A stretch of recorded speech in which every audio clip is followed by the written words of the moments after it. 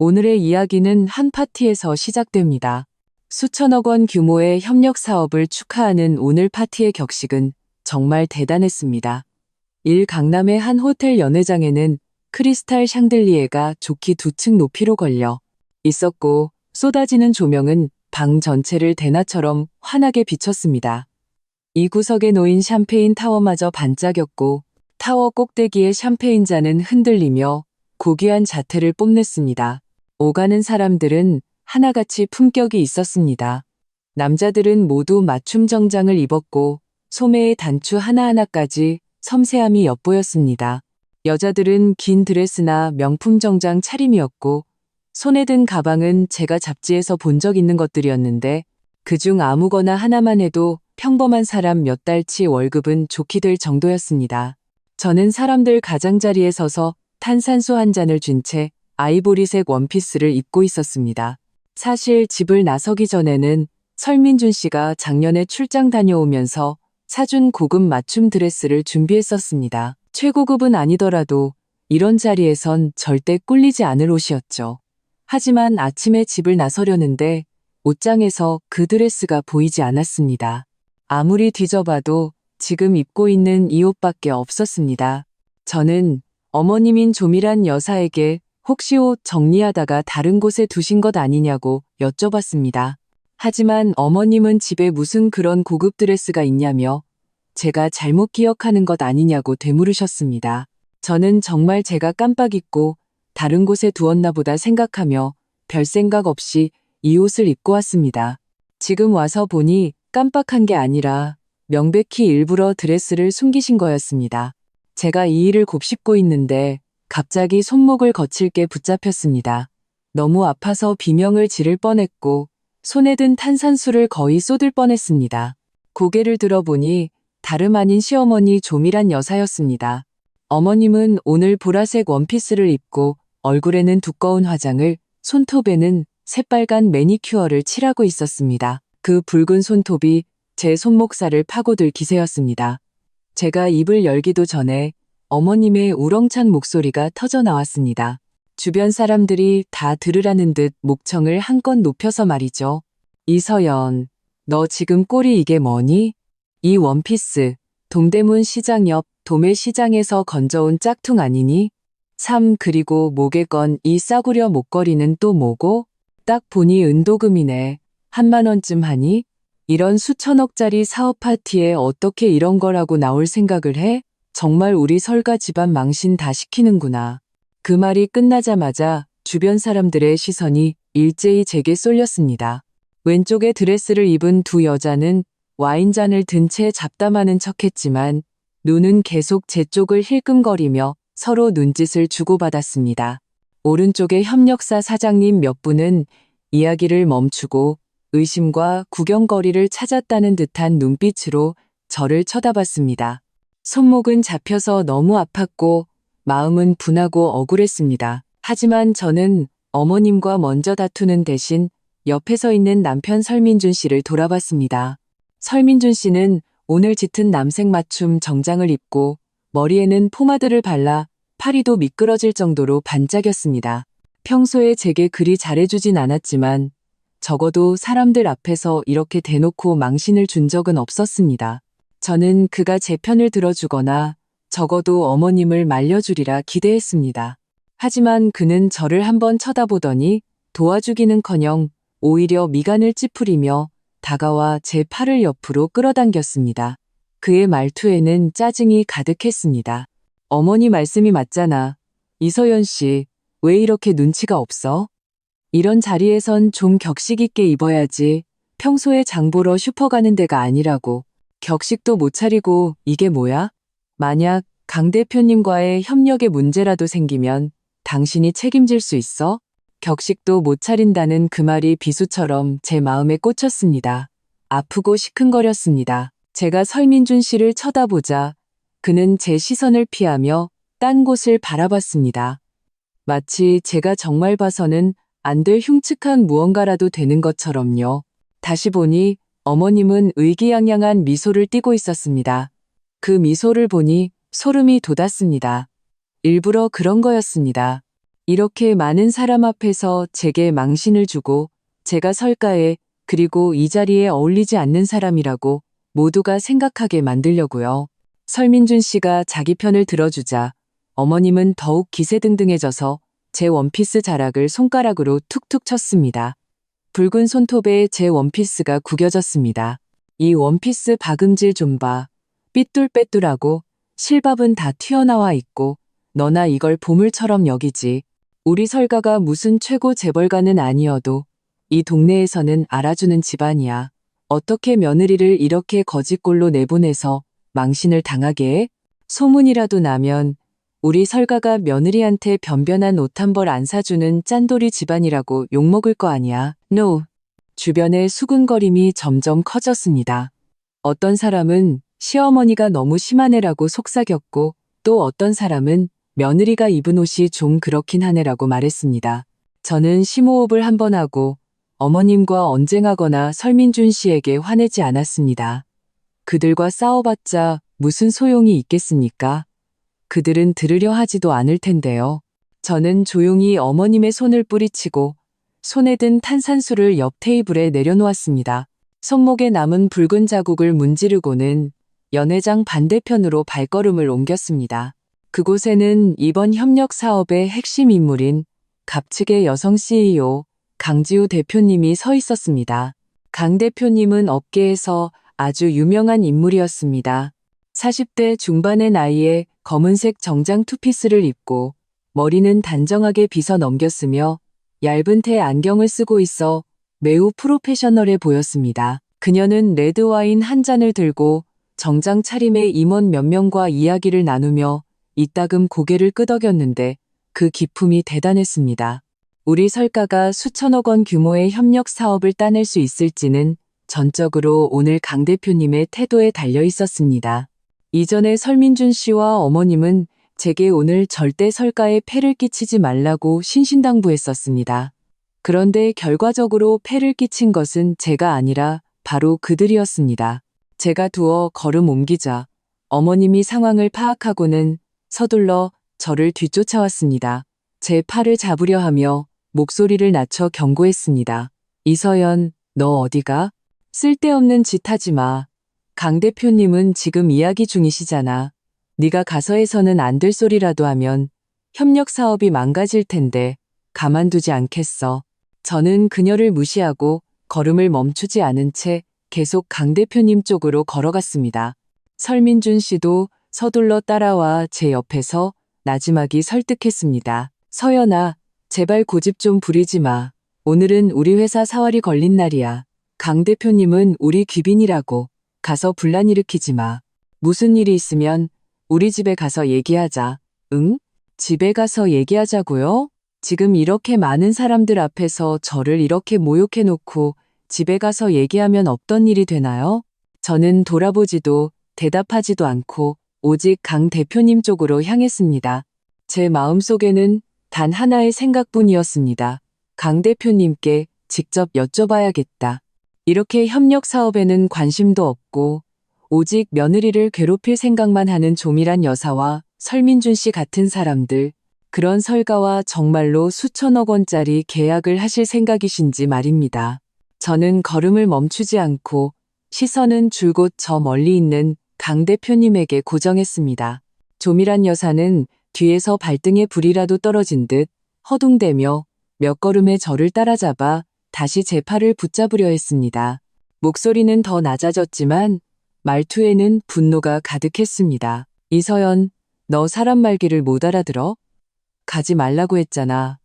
강 대표님이 너 때문에 기분 상해서 협력 사업이 무산되면 우리 집 올해 자금줄 끊기는 거야. 그때 가서 너 길바닥에 나앉고 싶어? 저는 옆으로 몸을 살짝 피하며 그녀의 손을 피하고는 차갑게 쏘아붙였습니다. 협력 사업이 무산되고 말고는 제가 결정할 일이 아니에요. 하지만 제가 강 대표님과 이야기를 나눌 수 있느냐 없느냐는 어머님이 상관하실 바가 아니죠. 그때 설민준 씨도 따라붙었습니다. 그의 얼굴은 조급함으로 붉게 상기되어 있었습니다. 그는 걸으면서 제 팔을 잡아 사람이 없는 곳으로 끌고 가려고 했습니다. 서연아, 제발 이러지 마. 내가 부탁할게. 응? 오늘 이 자리는 정말 중요하다고. 강 대표님이 우리 집에 안 좋은 인상을 받으면 수천억 원짜리 협력은커녕 이미 얘기된 작은 프로젝트까지 다 날아갈 수 있어. 억울한 거 있으면 집에 가서 나한테 말해. 내가 사과할게. 알았지? 그 말을 들으니 마음이 더욱 차가워지며 헛웃음이 나왔습니다. 진작에 뭘 했던 걸까요? 아까 조미란 여사가 사람들 앞에서 제가 짝퉁을 입었다며 설가망신이라고 욕할 때 그는 왜 나서서 사과하지 않았을까요? 이제 와서 제가 강 대표님을 찾아가니 무서워서야 비로소 좋은 말을 하는군요. 늦었습니다. 저는 그의 손을 힘껏 뿌리치고 단호하게 말했습니다. 저 소란 피우는 거 아니에요. 그냥 강 대표님과 몇 마디 이야기하고 싶을 뿐이에요. 시간 많이 뺏지 않을 거예요. 말하는 사이에 저는 이미 강 대표님 앞에 도착해 있었습니다. 강 대표님은 회색 정장을 입은 두 남자와 진지하게 대화하고 있었습니다. 그 두 남자는 강 대표님 회사 고위 임원인 듯 손에 서류 폴더를 들고 있었는데 아마도 협력 세부 사항을 논의 중이었던 것 같습니다. 제가 갑자기 다가오자 강 대표님은 말을 멈추고 고개를 들어 저를 바라봤습니다. 그녀의 눈에는 뚜렷한 의아함이 서려 있었습니다. 아마도 낯선 여자가 갑자기 자신의 대화를 가로막을 것이라고는 예상하지 못했을 겁니다. 설민준 씨와 조미란 여사도 바로 뒤따라 달려왔습니다. 조미란 여사는 제가 해서는 안 될 말을 할까봐 두려워 재빨리 제 앞을 가로막고는 아주 가식적인 미소를 지으며 강 대표님에게 고개를 숙였습니다. 대표님, 정말 죄송합니다. 정말 죄송해요. 저희 집 애가 오늘따라 왜 이러는지, 아침에 잠을 설쳤는지 정신이 좀 오락가락하나 봅니다. 부디 너그러이 용서해 주시고 제가 얼른 데리고 가겠습니다. 중요한 이야기 나누시는데 방해하지 않겠습니다. 설민준 씨도 서둘러 거들었습니다. 허리를 조미란 여사보다 더 깊이 숙이고 비굴한 말투로 말했습니다. 맞습니다. 맞습니다. 강 대표님, 마음에 두지 마십시오. 얘가 잠시 정신이 나갔나 봅니다. 얘가 하는 말은 다 헛소리니까요. 계속 이야기 나누시죠. 저희는 이만 가보겠습니다. 이만 가볼게요. Now.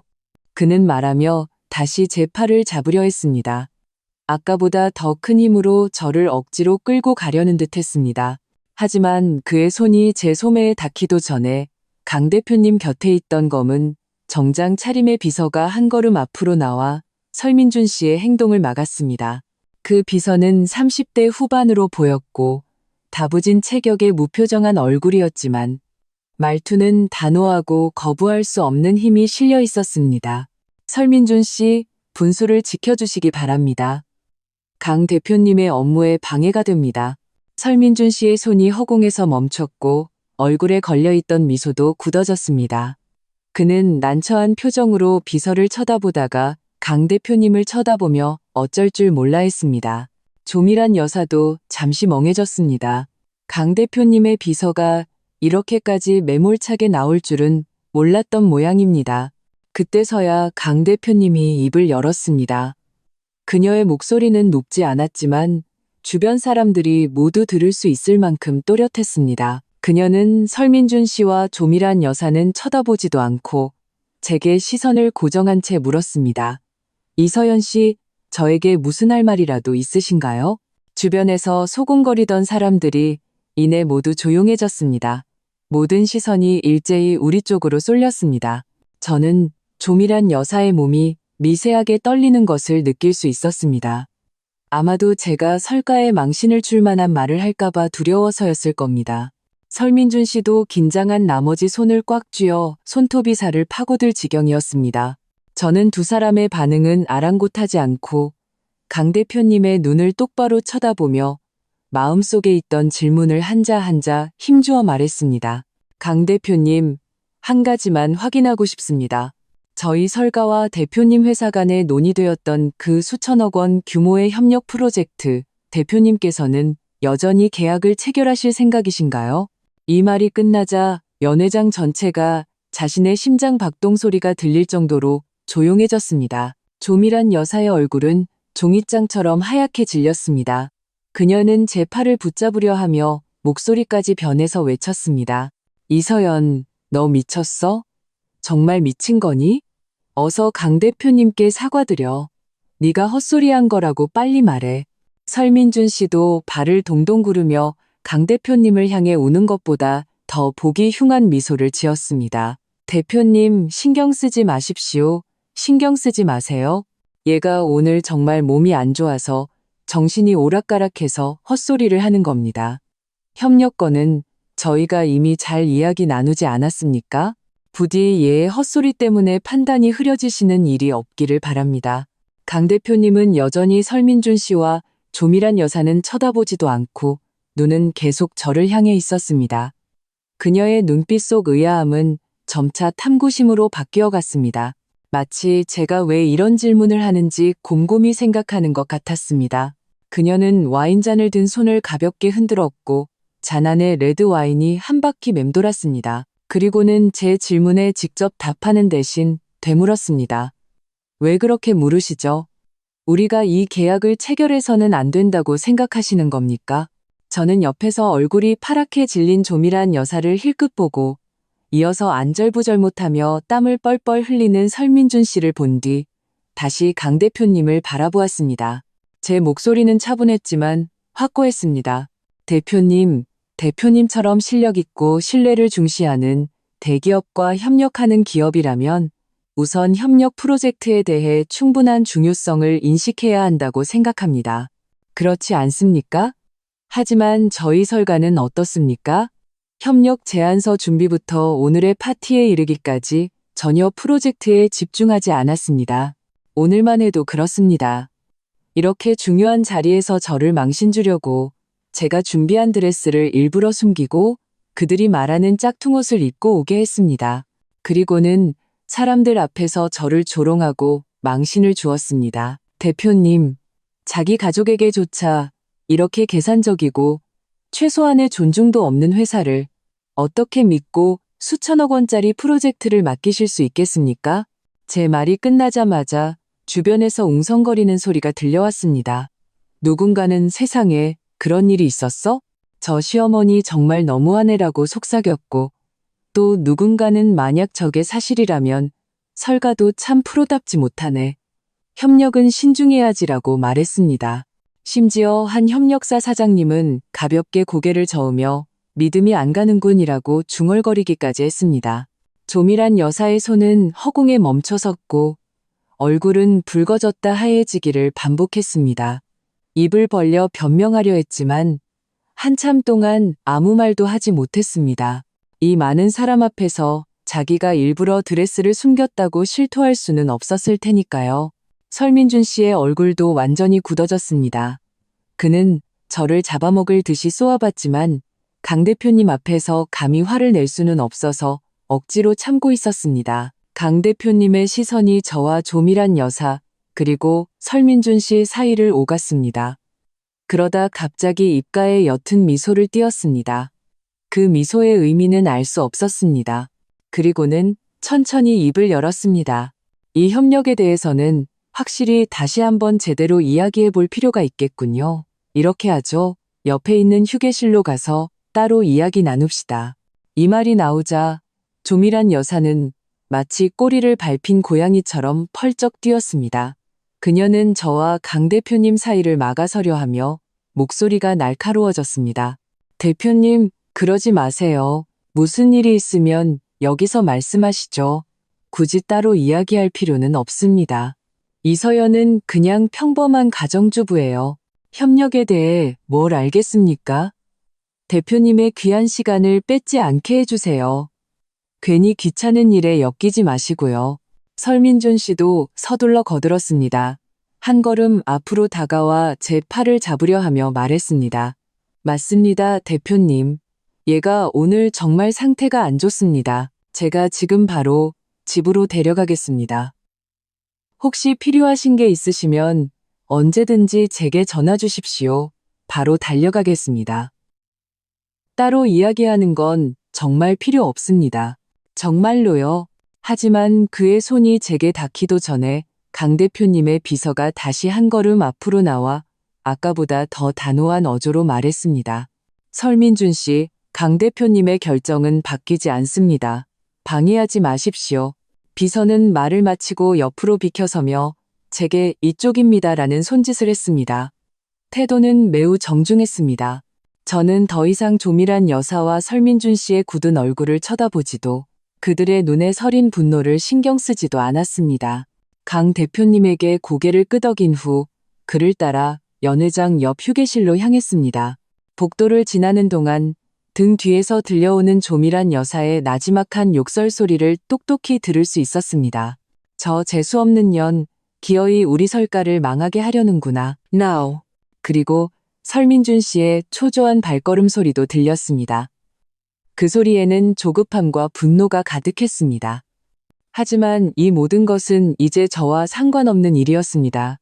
저는 앞으로 휴게실에서 나눌 대화가 이 협력의 운명을 결정할 진정한 관전이라는 것을 알고 있었습니다.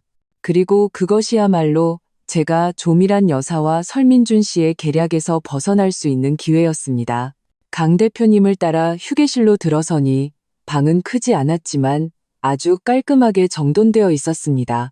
벽 쪽에는 짙은 갈색의 가죽 소파 2개가 놓여 있었고 그 사이에는 자단목으로 만든 찻상이 있었습니다. 찻상 위에는 생수 몇 병과 과일 접시가 놓여 있었습니다. 벽에는 심플한 산수와 2점이 걸려 있어 마음을 편안하게 해주었습니다. 강 대표님은 소파에 앉으며 제게도 앉으라고 손짓했습니다.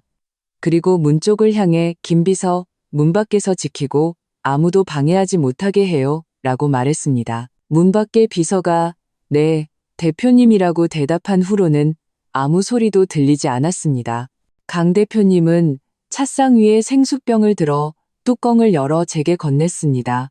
우선 물 좀 마셔요. 아까 밖에서 꽤나 억울했겠어요. 물을 받아들며 저는 조금 놀랐습니다. 강 대표님이 겉보기에는 매우 프로페셔널하고 엄격해 보였는데 의외로 세심한 분이었습니다. 저는 물을 한 모금 마시고 말했습니다. 감사합니다. 대표님, 이 정도 억울함은 괜찮습니다. 강 대표님은 웃으며 소파에 기대어 저를 바라보며 말했습니다. 이서연 씨, 우리가 사실 처음 만나는 게 아닙니다. 작년에 있었던 남부 신도시 업계 컨퍼런스 기억하시나요? 저는 잠시 멈칫하고 곰곰이 생각했습니다. 작년에 남부 신도시에 업계 컨퍼런스가 있었던 것은 사실이었습니다. 그때 설민준 씨의 회사가 신재생 에너지 관련 작은 프로젝트를 따내려 했는데 그가 시장 분석을 잘 모른다며 제게 보고서를 작성해 달라고 부탁했었습니다. 나중에 컨퍼런스 당일 주최 측에서 갑자기 발표할 게스트가 부족하다고 하자 설민준 씨는 또 저를 떠밀어 그 보고서 내용을 발표하게 했습니다. 그때 저는 너무 긴장했었는데 강 대표님이 저를 기억하고 계실 줄은 몰랐습니다. 저는 서둘러 고개를 끄덕였습니다. 네, 기억합니다. 그때 제가 무대에 올라가서 신재생 에너지 시장 분석에 대한 발표를 했었습니다.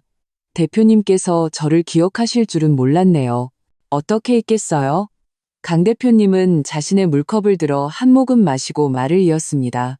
그때 이서연 씨가 제안했던 지역별 정밀 타겟팅 개념이 우리 회사 후속 전략 계획과 정확히 일치했습니다. 저는 당시 옆 사람에게 이 아이디어가 매우 신선하고 이걸 제안한 사람은 분명 능력이 뛰어날 것이라고 말했었죠. 그 말을 들으니 마음 한구석이 따뜻해지면서도 억울한 감정이 솟아올랐습니다. 저는 당시에 이 개념을 보고서에 상세히 기술하고 설민준 씨에게 이 방향으로 더 깊이 파고들 수 있다고 말했었습니다. 하지만 그는 가정주부가 사업에 대해 뭘 하냐며 전혀 귀담아 듣지 않았습니다. 나중에 강 대표님 회사에 제출된 제안서에는 이 개념이 제대로 반영되지도 않았습니다. 강 대표님은 제 마음을 읽기라도 한 듯 화제를 전환했습니다. 하지만 이번에 설가에서 제출한 협력 제안서는 보고 나서 꽤 실망스러웠습니다. 지역별 타겟팅에 대해 몇 마디 언급은 되어 있었지만 너무 조잡하게 작성되었더군요. 가장 기본적인 원가 계산 데이터에 허점이 있었고 심지어 일부 핵심 정보는 의도적으로 수정된 흔적까지 보였습니다. 저희의 협력 기준에 전혀 미치지 못했습니다. 그 말은 정확히 제 마음속의 이야기를 짚어냈습니다. 당시에 설민준 씨가 수정된 제안서를 제게 보여줬을 때 저는 그가 원자재 비용을 15%나 낮추고 시장 변동에 대한 대응 방안을 삭제한 것을 한눈에 알아차렸습니다. 저는 그에게 이렇게 하면 안 된다. 데이터 조작은 문제가 될 것이고 리스크 대응 방안도 빠뜨리면 안 된다고 말했습니다. 하지만 그는 듣기는커녕 오히려 제게 화를 냈습니다. 당신이 뭘 알아? 이렇게 수정해야 제안서가 더 완벽해 보이지. 강 대표님 내 사람들이 알아채지 못할 수도 있어. 당신 말대로 썼다가는 이 협력 날아간다고. 저는 생각할수록 화가 치밀어 핸드백에서 서류 한 부를 꺼내 강 대표님 앞에 내밀었습니다. 대표님, 사실 저는 이미 원래 제안서에 문제가 있다는 것을 알고 있었습니다. 그래서 미리 이 보충 제안서를 준비했습니다. 여기에는 원가 계산의 허점을 수정했을 뿐만 아니라 후반 운영의 리스크 대응 조치와 지역별 정밀 타겟팅에 대한 상세한 실행 계획까지 추가했습니다. 한번 검토해 주십시오. 강 대표님은 서둘러 제안서를 받아들고 펼쳐서 꼼꼼히 읽기 시작했습니다. 그녀는 매우 진지하게 보았고 때로는 손가락으로 제안서 내용을 가리키며 작게 고개를 끄덕였습니다. 때로는 잠시 멈춰서 생각에 잠기기도 했습니다. 저는 옆에 앉아 제 제안서에 혹시 미흡한 부분이 있을까봐 조금 긴장했습니다. 대략 10분쯤 지났을 때 휴게실 문을 조용히 두드리는 소리가 들렸습니다. 비서인 김 비서가 문을 열고 들어와 강 대표님 곁으로 다가가 나지막이 몇 마디 말을 전했습니다. 저는 구체적인 내용은 듣지 못했지만 강 대표님의 미간이 점점 찌푸려지는 것을 보고 분명 무슨 일이 생겼다는 것을 직감했습니다. 강 대표님은 김 비서의 말을 다 듣고 나서 저를 바라보며 약간 난처한 듯한 말투로 말했습니다. 이서연 씨, 시어머니인 조미란 여사께서 밖에서 몇몇 협력사들에게 헛소문을 퍼뜨리고 있습니다. 당신이 일부러 값싼 옷을 입고 동정심을 유발하려 했고 저를 통해 뒷배를 얻으려 한다고요. 당신의 속내가 불순하고 설가의 공을 가로채려 한다고 말하고 있습니다. 저는 전혀 놀라지 않았습니다. 조미란 여사는 원래 흑백을 뒤집는데 능한 사람이었습니다. 그녀는 분명 제가 강 대표님과 무슨 이야기를 나눌까 두려워 일부러 밖에서 제게 오명을 씌우려 하는 것이었습니다. 다른 사람들이 저를 계략적인 여자라고 생각하게 만들어 강 대표님이 저를 믿지 못하게 하려는 속셈이었죠. 강 대표님은 보충 제안서를 찻상 위에 내려놓고 일어섰습니다. 그렇게 말씀하시니 우리도 나가서 한번 봐야겠군요. 마침 모든 사람들에게 진실이 무엇인지 알려줄 좋은 기회이기도 하고요. 저는 강 대표님을 따라 문으로 걸어갔습니다. 문을 열자마자 멀지 않은 곳에서 조미란 여사의 목소리가 들려왔습니다. 목소리는 꽤 컸습니다. 왕 사장님, 모르셔서 그러시는데 저희 집 그 애가 제일 속이 시커매요. 오늘 일부러 저렇게 입고 온 것도 강 대표님 눈에 띄어서 우리 설가의 공을 가로채려는 속셈이에요. 이 협력 제안서, 우리 민준이가 밤새워 만든 건데 걔는 날로 먹으려고 하는 거죠? 말을 듣고 있던 사람은 협력사인 왕 사장님이었습니다. 그는 이전에 설가와 몇 번 협력한 적이 있어 오늘도 참석했습니다. 왕 사장님은 난처한 미소를 지으며 조미란 여사에게 붙잡힌 손을 빼려 했지만 그녀가 너무 꽉 잡고 있어서 어쩔 수 없이 듣고만 있었습니다. 조미란 여사는 계속해서 떠들어댔습니다. 생각해보세요. 그냥 가정주부가 협력 제안서에 대해 뭘 알겠어요? 분명히 민준이 제안서를 몰래 훔쳐보고 강 대표님 앞에서 잘난 척 하려는 거죠. 정말 창피해 죽겠어요. 바로 그때 그녀는 문 앞에 서 있는 저와 강 대표님을 발견했습니다.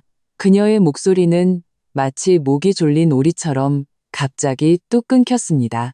얼굴 표정도 의기양양하면서 경악으로 바뀌었고 얼굴색은 붉어졌다가 하얘지며 아주 보기 흉하게 변했습니다. 강 대표님은 앞으로 걸어가 차가운 눈빛으로 조미란 여사를 쳐다보며 또렷한 목소리로 말했습니다. 조 여사님, 저는 오히려 궁금하군요. 이서연 씨가 무슨 공을 가로챌 필요가 있었을까요? 방금 그분이 제게 준 보충 제안서는 설가에서 제출한 원래 제안서보다 훨씬 더 완벽했습니다. 그 안의 세부 사항과 아이디어는 원래 제안서보다 한두 단계는 더 전문적이었습니다.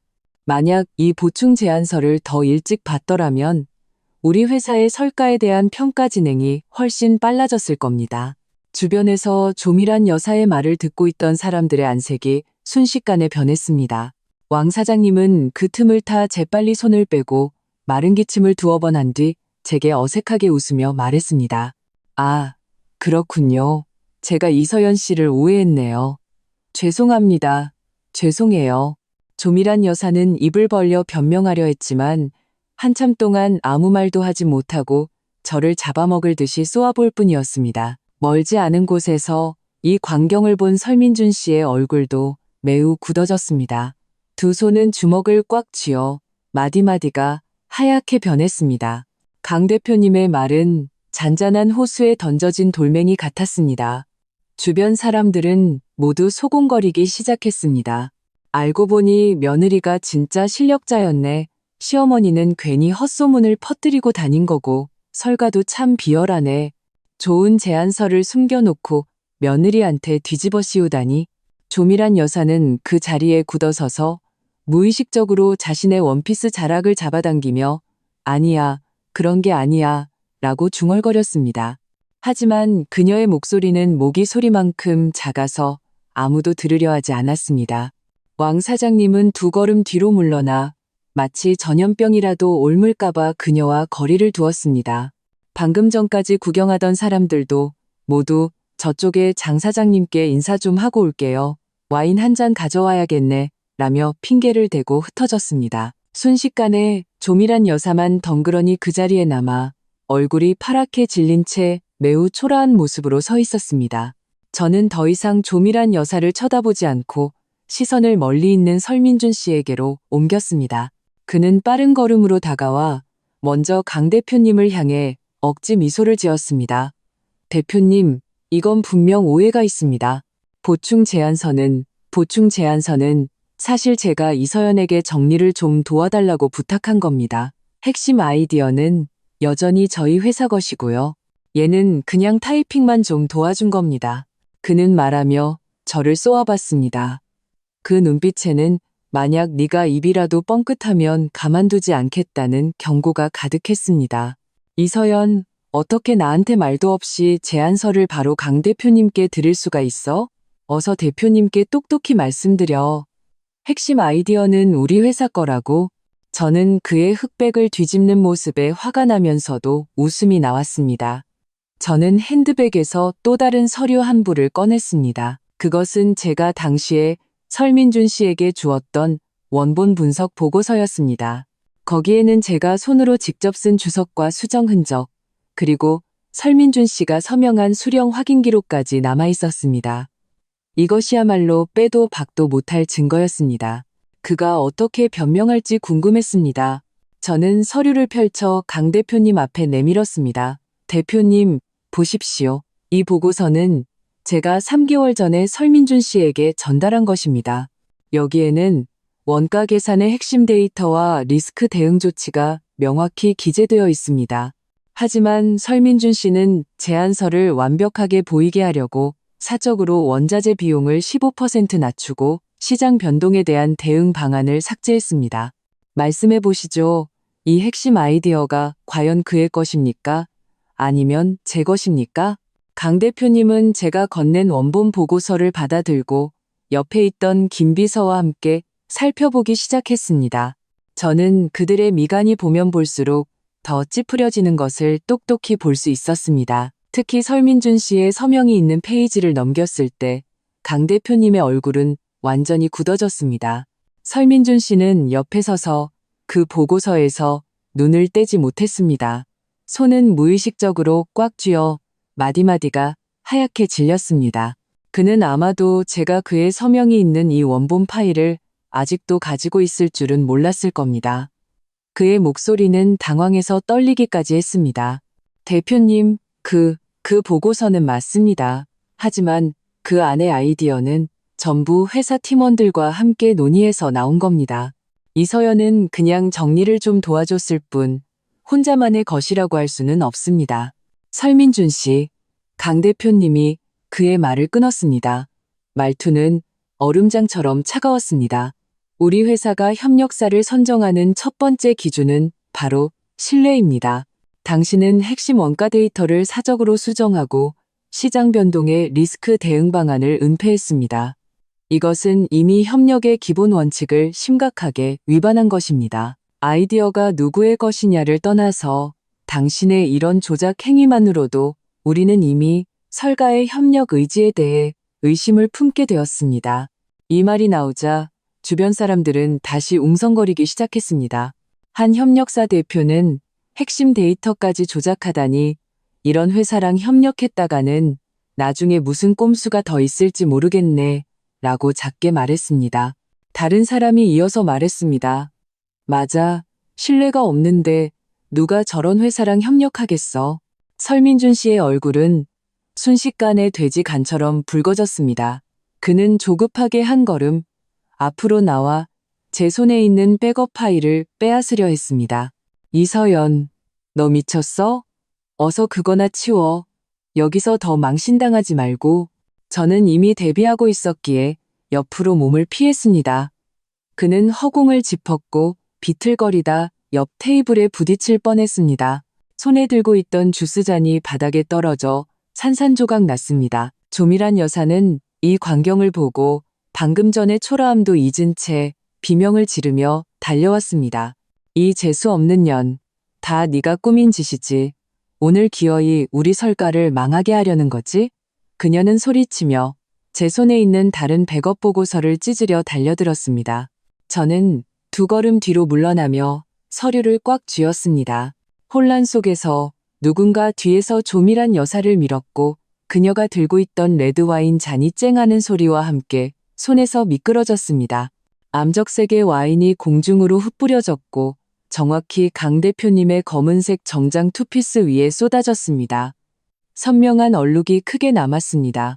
강 대표님은 치마에 묻은 와인 얼룩을 내려다보며 얼굴이 완전히 차가워졌습니다. 눈에는 분노가 가득했습니다. 김 비서가 서둘러 앞으로 나와 가방에서 티슈를 꺼내 닦아주려 했지만 강 대표님은 손을 들어 막았습니다. 조 여사님. 강 대표님의 목소리에는 온기가 전혀 없었습니다. 그녀는 조밀한 여사를 쳐다보며 한자 힘주어 말했습니다. 당신은 흑백을 뒤집어 헛소문을 퍼뜨렸을 뿐만 아니라 이제는 이런 무례한 행동까지 저질렀군요. 저는 설가가 과연 이 수천억 원짜리 협력 프로젝트를 감당할 능력이 있는지 의심하지 않을 수 없습니다. 가장 기본적인 자리의 예의와 협력의 신뢰조차 지키지 못하는데 우리가 어떻게 이렇게 큰 프로젝트를 당신들에게 맡길 수 있겠습니까? 이 말은 마치 한겨울의 찬물처럼 설민준 씨와 조밀한 여사를 완전히 얼어붙게 만들었습니다. 설민준 씨는 아직도 변명하려 했습니다. 대표님, 이건 사고였습니다. 정말 사고였어요. 저희가 바로 세탁소를 찾아드리겠습니다. 꼭 깨끗하게 세탁해드리겠습니다. 하지만 강 대표님이 대답하기도 전에 연회장 입구에서 갑자기 소란이 일었습니다. 카메라와 녹음기를 든 몇몇 사람들이 들어왔습니다. 선두에 선 사람은 경제 전문 매체 비즈니스 인사이트의 김 기자였습니다. 이것은 제가 미리 연락해둔 것이었습니다. 원래는 협력계약 체결 과정을 기록해달라고 부탁하려 했는데 생각지도 못하게 지금은 설가의 추태를 증명하는 순간이 되어버렸습니다. 김 기자는 이쪽의 혼란을 한눈에 알아보고 빠른 걸음으로 다가와 강 대표님에게 녹음기를 내밀었습니다.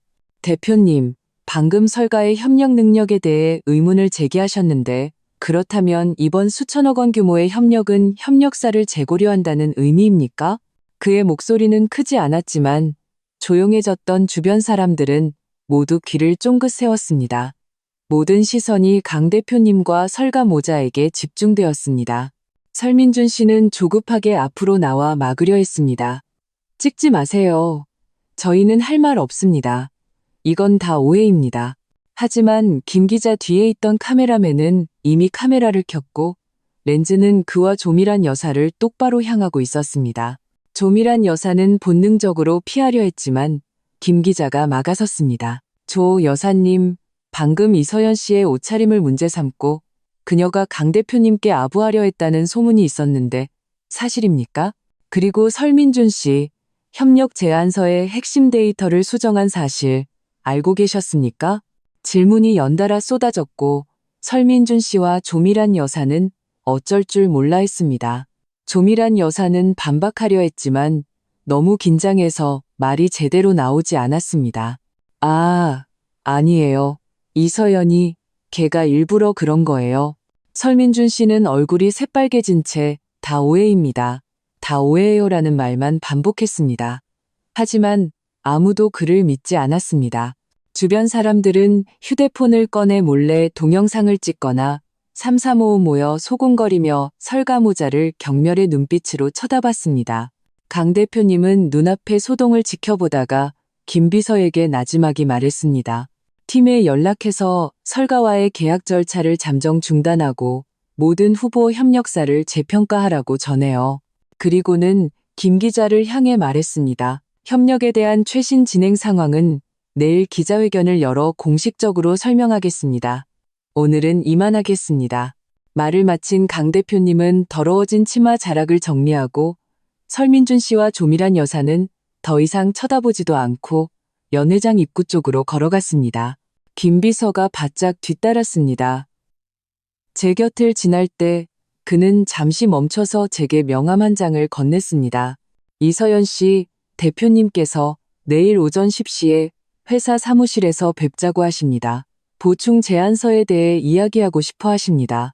저는 명함을 받아들었습니다. 차가운 카드 재질이 손끝에 닿았습니다. 저는 고개를 끄덕였습니다. 김 비서님, 대표님께 감사하다고 전해주세요. 김 비서도 고개를 끄덕이고는 강 대표님을 뒤따라갔습니다. 이쪽에서는 설민준 씨가 강 대표님이 떠나는 뒷모습을 보다가 다리에 힘이 풀려 주저앉을 뻔했습니다. 옆에 있던 웨이터가 그를 부축해줘서 겨우 섰습니다. 조미란 여사는 저를 죽일 듯이 쳐다봤습니다. 그 눈빛은 마치 저를 산채로 잡아먹을 것 같았습니다. 다 너 때문이야. 다 내가 우리 설가를 망쳤어. 이 재앙 덩어리. 김 기자는 옆에서 계속 추궁했습니다. 설민준 씨, 강 대표님께서 이미 협력을 재평가하겠다고 하셨는데 지금 제안서 조작 사건에 대해 어떻게 처리하실 생각이십니까? 그리고 조 여사님, 방금 강 대표님 치마에 와인을 쏟은 것은 고의였습니까? 설민준 씨는 땀을 뻘뻘 흘리며 김 기자의 카메라를 밀치려 했습니다. 찍지 마세요. 다 오해라고 했잖아요. 계속 찍으면 명예훼손으로 고소할 겁니다. 김 기자는 눈썹을 치켜 올리며 녹음기를 그의 앞으로 더 가까이 들이밀었습니다. 설민준 씨, 방금 조 여사님께서 이서연 씨가 짝퉁을 입고 강 대표님께 아부하려 했다고 말씀하신 것 제가 다 녹음했습니다.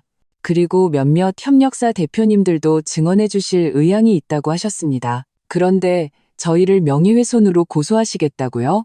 증거는 있으십니까?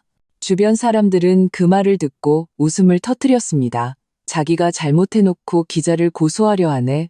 정말 웃긴다. 설가는 이제 완전히 끝났네. 조미란 여사는 주변의 시선을 보고 더 이상 있다가는 더 망신만 당할 것이라는 것을 깨닫고는 설민준 씨를 끌고 연회장 뒷문으로 가려고 했습니다. 가자, 집에 가자. 이 사람들이랑 더 말 섞을 필요 없어. 하지만 두 걸음도 채 못 갔을 때 김 비서가 다시 돌아왔습니다.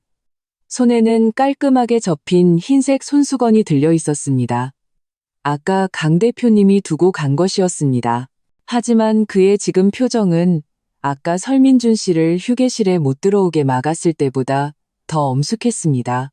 조 여사님, 설민준 씨. 그의 목소리가 또렷하게 들려왔습니다. 강 대표님께서 두 분께 전하라고 하셨습니다. 방금 더러워진 정장 투피스는 이탈리아 수제 맞춤복으로 가격은 2천만 원입니다. 세탁 비용은 두 분께서 부담하셔야 합니다. 또한 브랜드 측에서 복구가 불가능한 손상이 발생할 경우 원가로 배상해야 한다고 합니다. 조미란 여사의 발걸음이 멈췄습니다. 눈을 동그랗게 뜨고 소리쳤습니다. 2천만 원? 옷 한 벌에? 당신들 이거 사기 아니야. 사기지?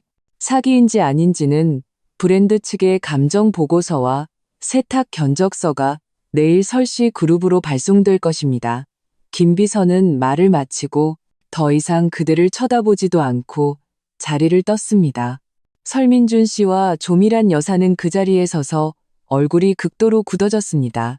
주변의 웅성거림은 점점 커졌고 어떤 사람은 이미 회사에 전화를 걸어 설가와의 협력을 재고려해야겠다고 말하고 있었습니다. 바로 그때 제 휴대폰이 울렸습니다. 주 변호사님이었습니다. 저는 연회장 구석으로 가서 전화를 받으며 최대한 차분한 목소리를 유지하려 애썼습니다. 주 변호사님, 안녕하세요. 이서연 씨, 주 변호사님의 차분한 목소리가 수화기 너머로 들려왔습니다. 조사해달라고 하셨던 조미란 여사의 설씨 그룹 자산 횡령 건에 대해 결과가 나왔습니다. 최근 반년 동안 그녀는 5차례에 걸쳐 회사 비상금 계좌에서 3억 2천만 원을 빼돌려 그녀의 남동생인 조태우 씨의 개인 계좌로 이체했습니다.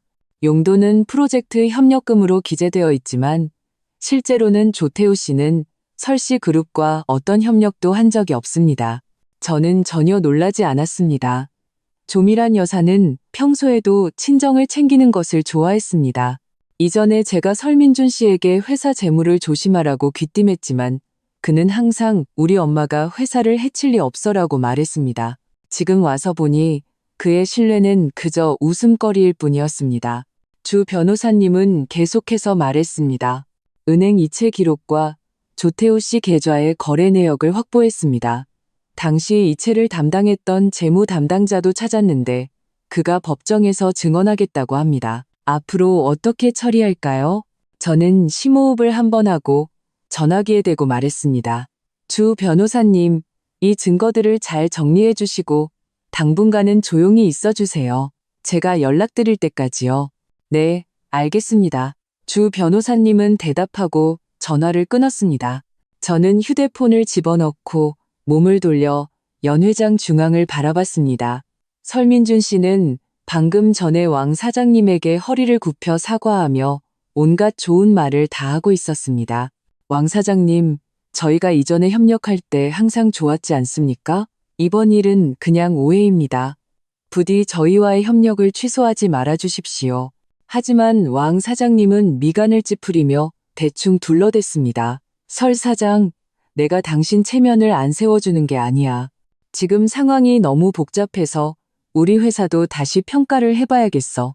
당신들 일이 정리되면 그때 다시 얘기하자고. 말을 마친 왕 사장님은 몸을 돌려가 버렸고 설민준 씨에게 더 말할 기회조차 주지 않았습니다. 조미란 여사는 옆 의자에 앉아 끊임없이 전화를 걸고 있었습니다. 인맥을 찾고 있는지 아니면 불평을 늘어놓고 있는지 알 수 없었습니다. 제가 다가가니 마침 그녀가 전화기에 대고 말하는 소리가 들렸습니다. 언니, 빨리 방법 좀 생각해봐. 강지우 그쪽에서 협력을 취소하겠대. 게다가 2천만 원짜리 옷값도 물어내라는데. 다 이서연 그 계집애가 옆에서 부채질해서 그래. 걔만 아니었으면 이렇게 안 됐을 텐데.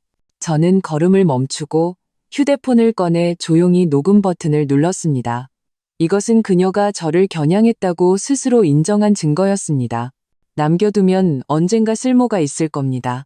조미란 여사는 전화를 끊고 저를 보자마자 벌떡 일어나 제 휴대폰을 낚아채려 했습니다. 너 지금 녹음하고 있었지? 이 음흉한 것. 감히 내가 말하는 걸 녹음해? 저는 한 걸음 뒤로 물러나 휴대폰을 주머니에 넣고 그녀를 보며 차갑게 웃었습니다. 제가 녹음을 했든 안 했든 중요하지 않아요. 중요한 건 어머님이 회사 자금 3억 2천만 원을 횡령한 사실이 곧 세상에 알려질 거라는 거죠. 조미란 여사의 얼굴은 순식간에 새하얗게 질렸고 몸을 휘청거리다 의자에 쓰러질 뻔했습니다.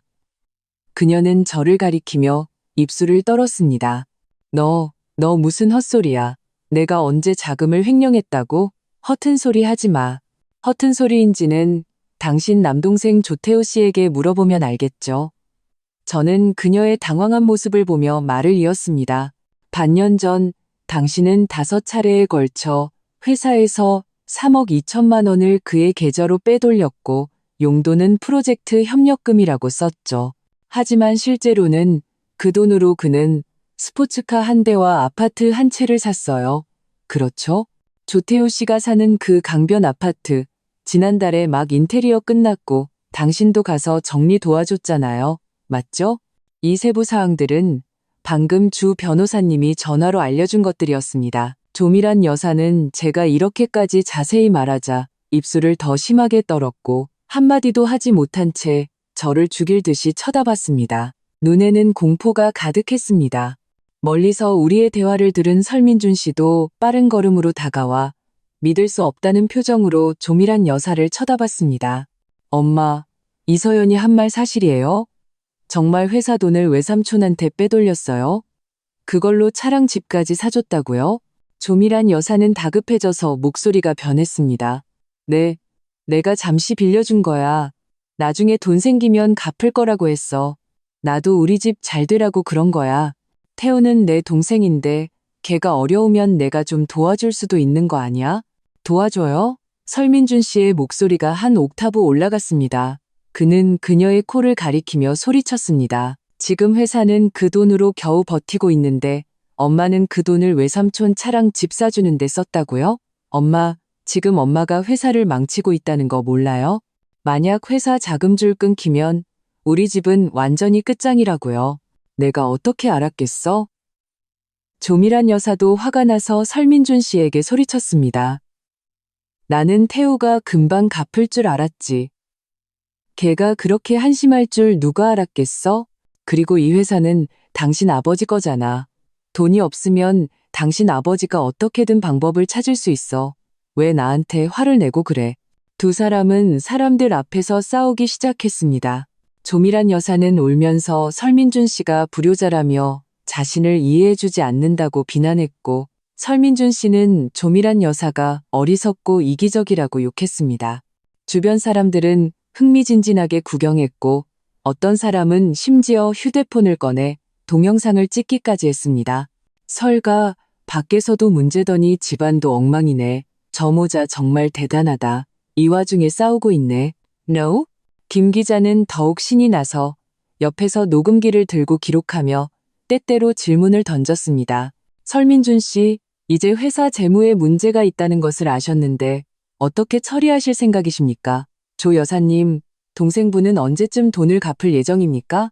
저는 옆에 서서 이모자가 서로를 비난하는 추악한 모습을 지켜봤습니다. 마음속에는 동정심이라고는 조금도 없었습니다. 이것은 모두 그들이 자초한 업보였습니다. 지금은 그저 자업자득일 뿐입니다. 바로 그때 제 휴대폰이 다시 울렸습니다. 문자 메시지였습니다. 발신인은 강 대표님의 개인 번호였습니다. 내용은 단 한 문장이었습니다. 내일 만날 때 가지고 있는 모든 증거를 가져오세요. 저는 문자 메시지를 보고 입가에 옅은 미소를 지었습니다. 설가와 조미란 여사의 죗값은 이제 막 시작되었을 뿐입니다. 설민준 씨와 조미란 여사는 여전히 싸우고 있었고 그 소리는 연회장의 배경음악을 압도할 정도였습니다. 조미란 여사는 바닥에 주저앉아 행패를 부리며 두 손으로 바닥을 치며 울부짖었습니다. 내가 너를 어떻게 키웠는데 이제 와서 외부인 편을 들면서 나를 비난해? 이서연 저 재수없는 년, 걔가 우리 모자 사이를 이간질하고 설가를 망치려고 하는 거야. 그녀는 울면서 저를 손가락으로 가리키며 모든 잘못을 제게 떠넘겼습니다. 설민준 씨는 그녀의 소란의 체면을 완전히 구기고 화가 나고 조급해져서 이마에 핏대가 섰지만 어떻게 수습해야 할지 몰랐습니다. 주변은 온통 휴대폰을 들고 동영상을 찍는 사람들 뿐이었고 김 기자는 옆에서 녹음기를 들고 실시간으로 기록하고 있었습니다. 그가 무슨 말을 하든 무슨 행동을 하든 다른 사람들의 웃음거리가 될 뿐이었습니다. 바로 그때 연회장의 큰 문이 쾅 하는 소리와 함께 열렸습니다. 짙은 회색 정장을 입고 머리가 희끗희끗한 남자가 빠른 걸음으로 들어왔습니다.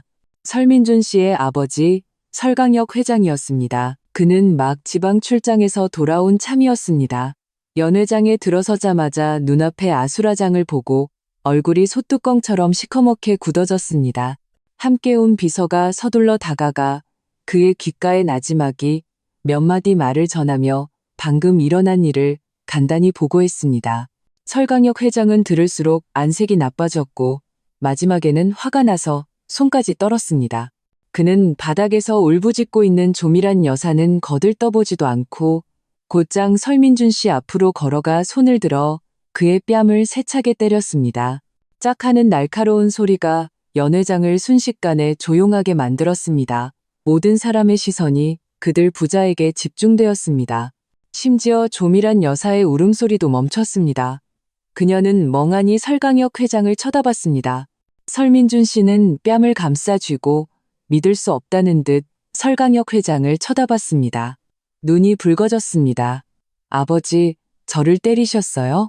때리기만 할 줄 알아?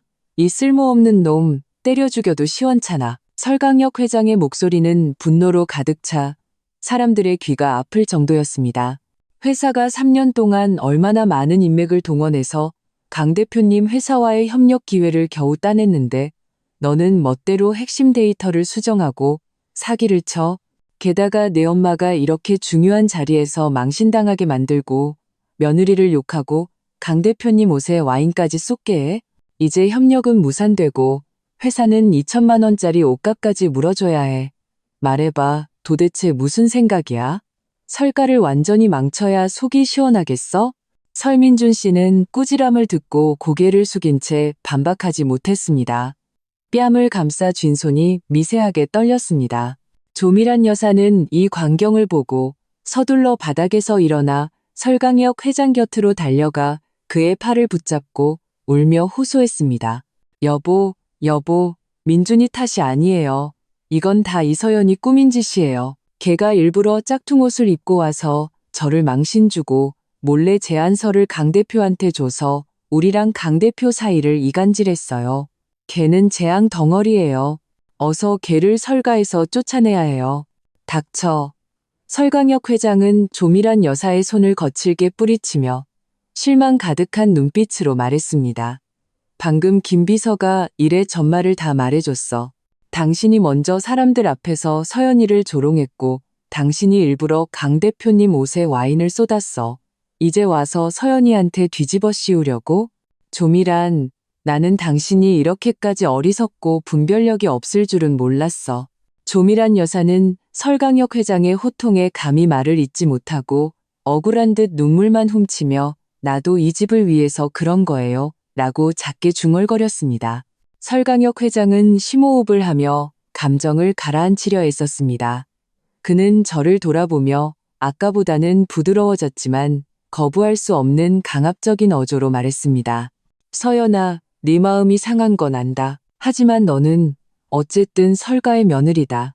지금 회사가 이렇게 큰 위기에 처했으니 네가 대국을 생각해야 한다.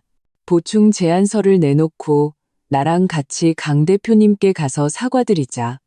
다시 한번 설가의 기회를 달라고 부탁하자. 협력만 성사된다면 네가 이전에 겪었던 억울함이나 네 시어머니와 민준이가 저지른 어리석은 짓은 더 이상 묻지 않겠다. 앞으로는 내가 그들을 제대로 가르치겠다. 그는 이런 양보가 제게 베푸는 최대한의 관용이라고 생각했겠지만 제게는 그저 저를 계속 이용하려는 수작으로밖에 보이지 않았습니다. 그는 설가의 문제가 사과만으로 해결될 수 있는 것이 아니라는 것을 전혀 깨닫지 못하고 있었습니다. 신뢰를 잃고 믿음을 잃었으니 설령 협력을 따낸다 해도 오래가지 못할 것입니다. 저는 설강혁 회장을 쳐다보며 핸드백에서 주 변호사님이 정리해준 증거 서류를 꺼내 건넸습니다.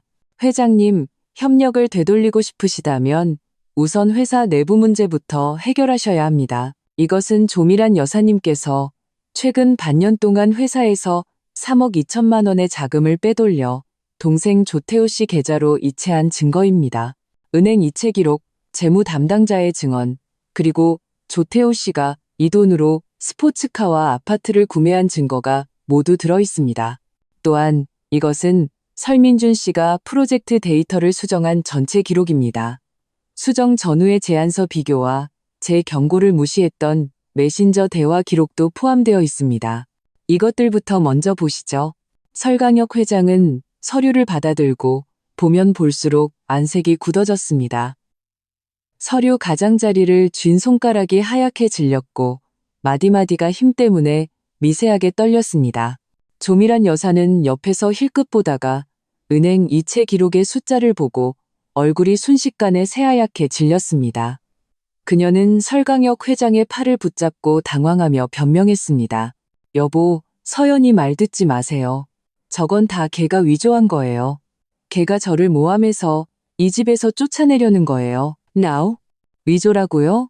저는 휴대폰을 꺼내 이전에 녹음했던 파일을 열었습니다. 방금 조미란 여사가 자기 언니와 통화했던 내용이었습니다. 거기에는 조태호 씨에게 돈을 보낸 것, 이서연이 부채질했다는 내용이 똑똑히 녹음되어 있었습니다. 저는 휴대폰을 설강혁 회장 앞에 내밀었습니다. 회장님, 이 녹음 파일을 들어보세요. 그리고 은행 거래 내역은 언제든지 은행에 가서 확인하실 수 있습니다. 만약 이것으로도 부족하시다면 제가 주 변호사님께 직접 증거를 경찰에 넘기라고 하겠습니다. 그들이 조사하면 위조인지 아닌지는 금방 밝혀지겠죠. 설강혁 회장은 휴대폰을 받아 녹음을 다 듣고 화가 나서 온몸을 떨며 조미란 여사를 가리킨 채 한참 동안 말을 잇지 못했습니다. 주변 사람들도 웅성거리기 시작했습니다. 설가가 신뢰만 없는 게 아니라 재무도 엉망이었네. 3억 2천만 원을 그냥 빼돌리다니 회사 관리도 너무 허술하잖아. 저런 회사랑 장기 계약 안 한 게 다행이다. 언제 뒤통수 맞을지 모르겠네. 이전에 설민준 씨와 이야기하던 왕 사장님도 이때 설강혁 회장 앞으로 다가와 엄숙한 표정으로 말했습니다. 설 회장님, 저희 회사가 이전에 당신들과 체결했던 원자재 공급 계약은 일단 보류해야 할 것 같습니다. 당신들 내부 문제가 해결되고 장부가 깨끗해지면 그때 가서 후속 협력을 논의합시다. 다른 몇몇 협력사 대표들도 펀펀 동의했습니다. 맞습니다. 설 회장님. 지금 당신들 회사 상황이 너무 불안정해서 저희도 리스크를 고려해야 합니다. 저희도 협력을 잠시 중단하겠습니다. 내부 문제부터 해결하고 오세요. 설강혁 회장은 눈앞의 상황을 보며 회사가 이미 벼랑 끝에 섰다는 것을 알았습니다. 그는 심호흡을 하고 더 이상 조미란 여사와 설민준 씨에게 아무 말도 하지 않은 채 몸을 돌려 연회장 밖으로 빠른 걸음으로 나갔습니다. 그는 강 대표님을 쫓아가 마지막으로 완회하려 하는 것 같았습니다. 저는 설강혁 회장의 행방에는 신경 쓰지 않고 연회장 구석으로 가서 공급업체 마 사장님께 전화를 걸었습니다. 마 사장님은 이전에 원자재 사업을 할 때 자금난을 겪은 적이 있었는데 그때 아무도 도와주려 하지 않을 때 제가 대출을 연결해주고 고객 몇 명을 소개해준 적이 있었습니다. 저희는 나름의 인연이 있었습니다. 전화가 연결되자 마 사장님의 목소리는 매우 반가웠습니다. 이서연 씨, 이렇게 늦은 시간에 무슨 일이야? 저는 단도직입적으로 말했습니다. 사장님, 드릴 말씀이 있습니다. 설가가 강 대표님 회사와의 수천억 원짜리 협력을 잃게 될 것 같습니다. 만약 제가 새로운 회사를 설립해서 이 프로젝트를 맡게 된다면 저와 협력해서 원자재를 공급해 주실 의향이 있으신지 여쭤보고 싶습니다. 전화기 저편에서 잠시 침묵이 흘렀고 이어서 마 사장님의 목소리가 들려왔습니다. 만약 당신이 정말 강 대표님과의 협력을 따낸다면 나는 당연히 당신과 협력하지. 당신은 일 처리가 확실하잖아. 설가 그 모자보다 훨씬 낫지. 이전에 설가가 내게 빚진 5억 원의 물품 대금도 반년이나 끌었는데 나는 이미 그들과는 협력하고 싶지 않았어. 당신이 새 회사를 차리면 내가 최저가로 공급해줄 뿐만 아니라 선공급 후결제도 해줄게. 자금 회전도 도와줄 테니 걱정 마. 나는 당신을 믿어. 전화를 끊고 저는 마음이 한결 놓였습니다. 마 사장님의 지원이 있으니 새 회사의 공급망은 보장된 셈이었습니다. 이제 남은 것은 내일 강 대표님과의 대화뿐이었습니다. 얼마 지나지 않아 설강혁 회장이 돌아왔습니다. 그의 얼굴은 잿빛이었고 머리도 헝클어져 있었습니다. 분명 강 대표님을 쫓아가지 못했거나 강 대표님이 만나주지 않은 것이었습니다. 그는 제 앞에 와서 이전의 강압적인 눈빛은 사라지고 피로와 무력감만 남은 채 말했습니다. 강 대표님이 협력을 되돌리고 싶으면 두 가지 조건을 만족시켜야 한다고 하더군. 첫째, 조미란 여사가 빼돌린 3억 2천만 원을 전부 회사에 반환하고 법적 책임을 져야 한다. 둘째, 프로젝트 책임자를 교체하고 네가 전적으로 책임져야 한다. 그리고 우리 회사에 초기 투자든 2천만 원의 평가 비용도 배상해야 한다고 했어.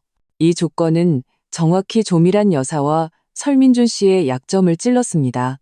조미란 여사는 자산을 반환하고 법적 책임까지 져야 한다는 말을 듣자 그 자리에 주저앉아 못 갚아, 돈 없어, 태우도 돈 없어 라고 중얼거렸습니다. 설민준 씨는 얼굴이 새하얗게 질렸습니다. 그는 프로젝트 책임자가 저로 바뀌면 회사에서의 자신의 입지가 완전히 사라지고 앞으로 설가에서도 발언권이 없어질 것이라는 것을 알았습니다. 그는 입을 열어 반박하려 했지만 설강혁 회장의 차가운 눈빛을 보고는 결국 말을 삼켰습니다. 저는 그들의 추악한 모습을 보며 설강혁 회장에게 말했습니다. 회장님, 이건 제가 결정할 수 있는 일이 아닙니다.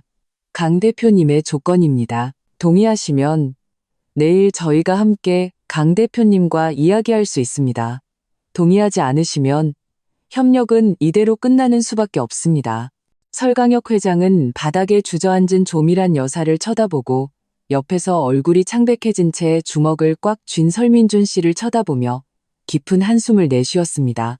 그 한숨에는 이 모자에 대한 실망과 설가의 미래에 대한 무력감이 담겨 있었습니다.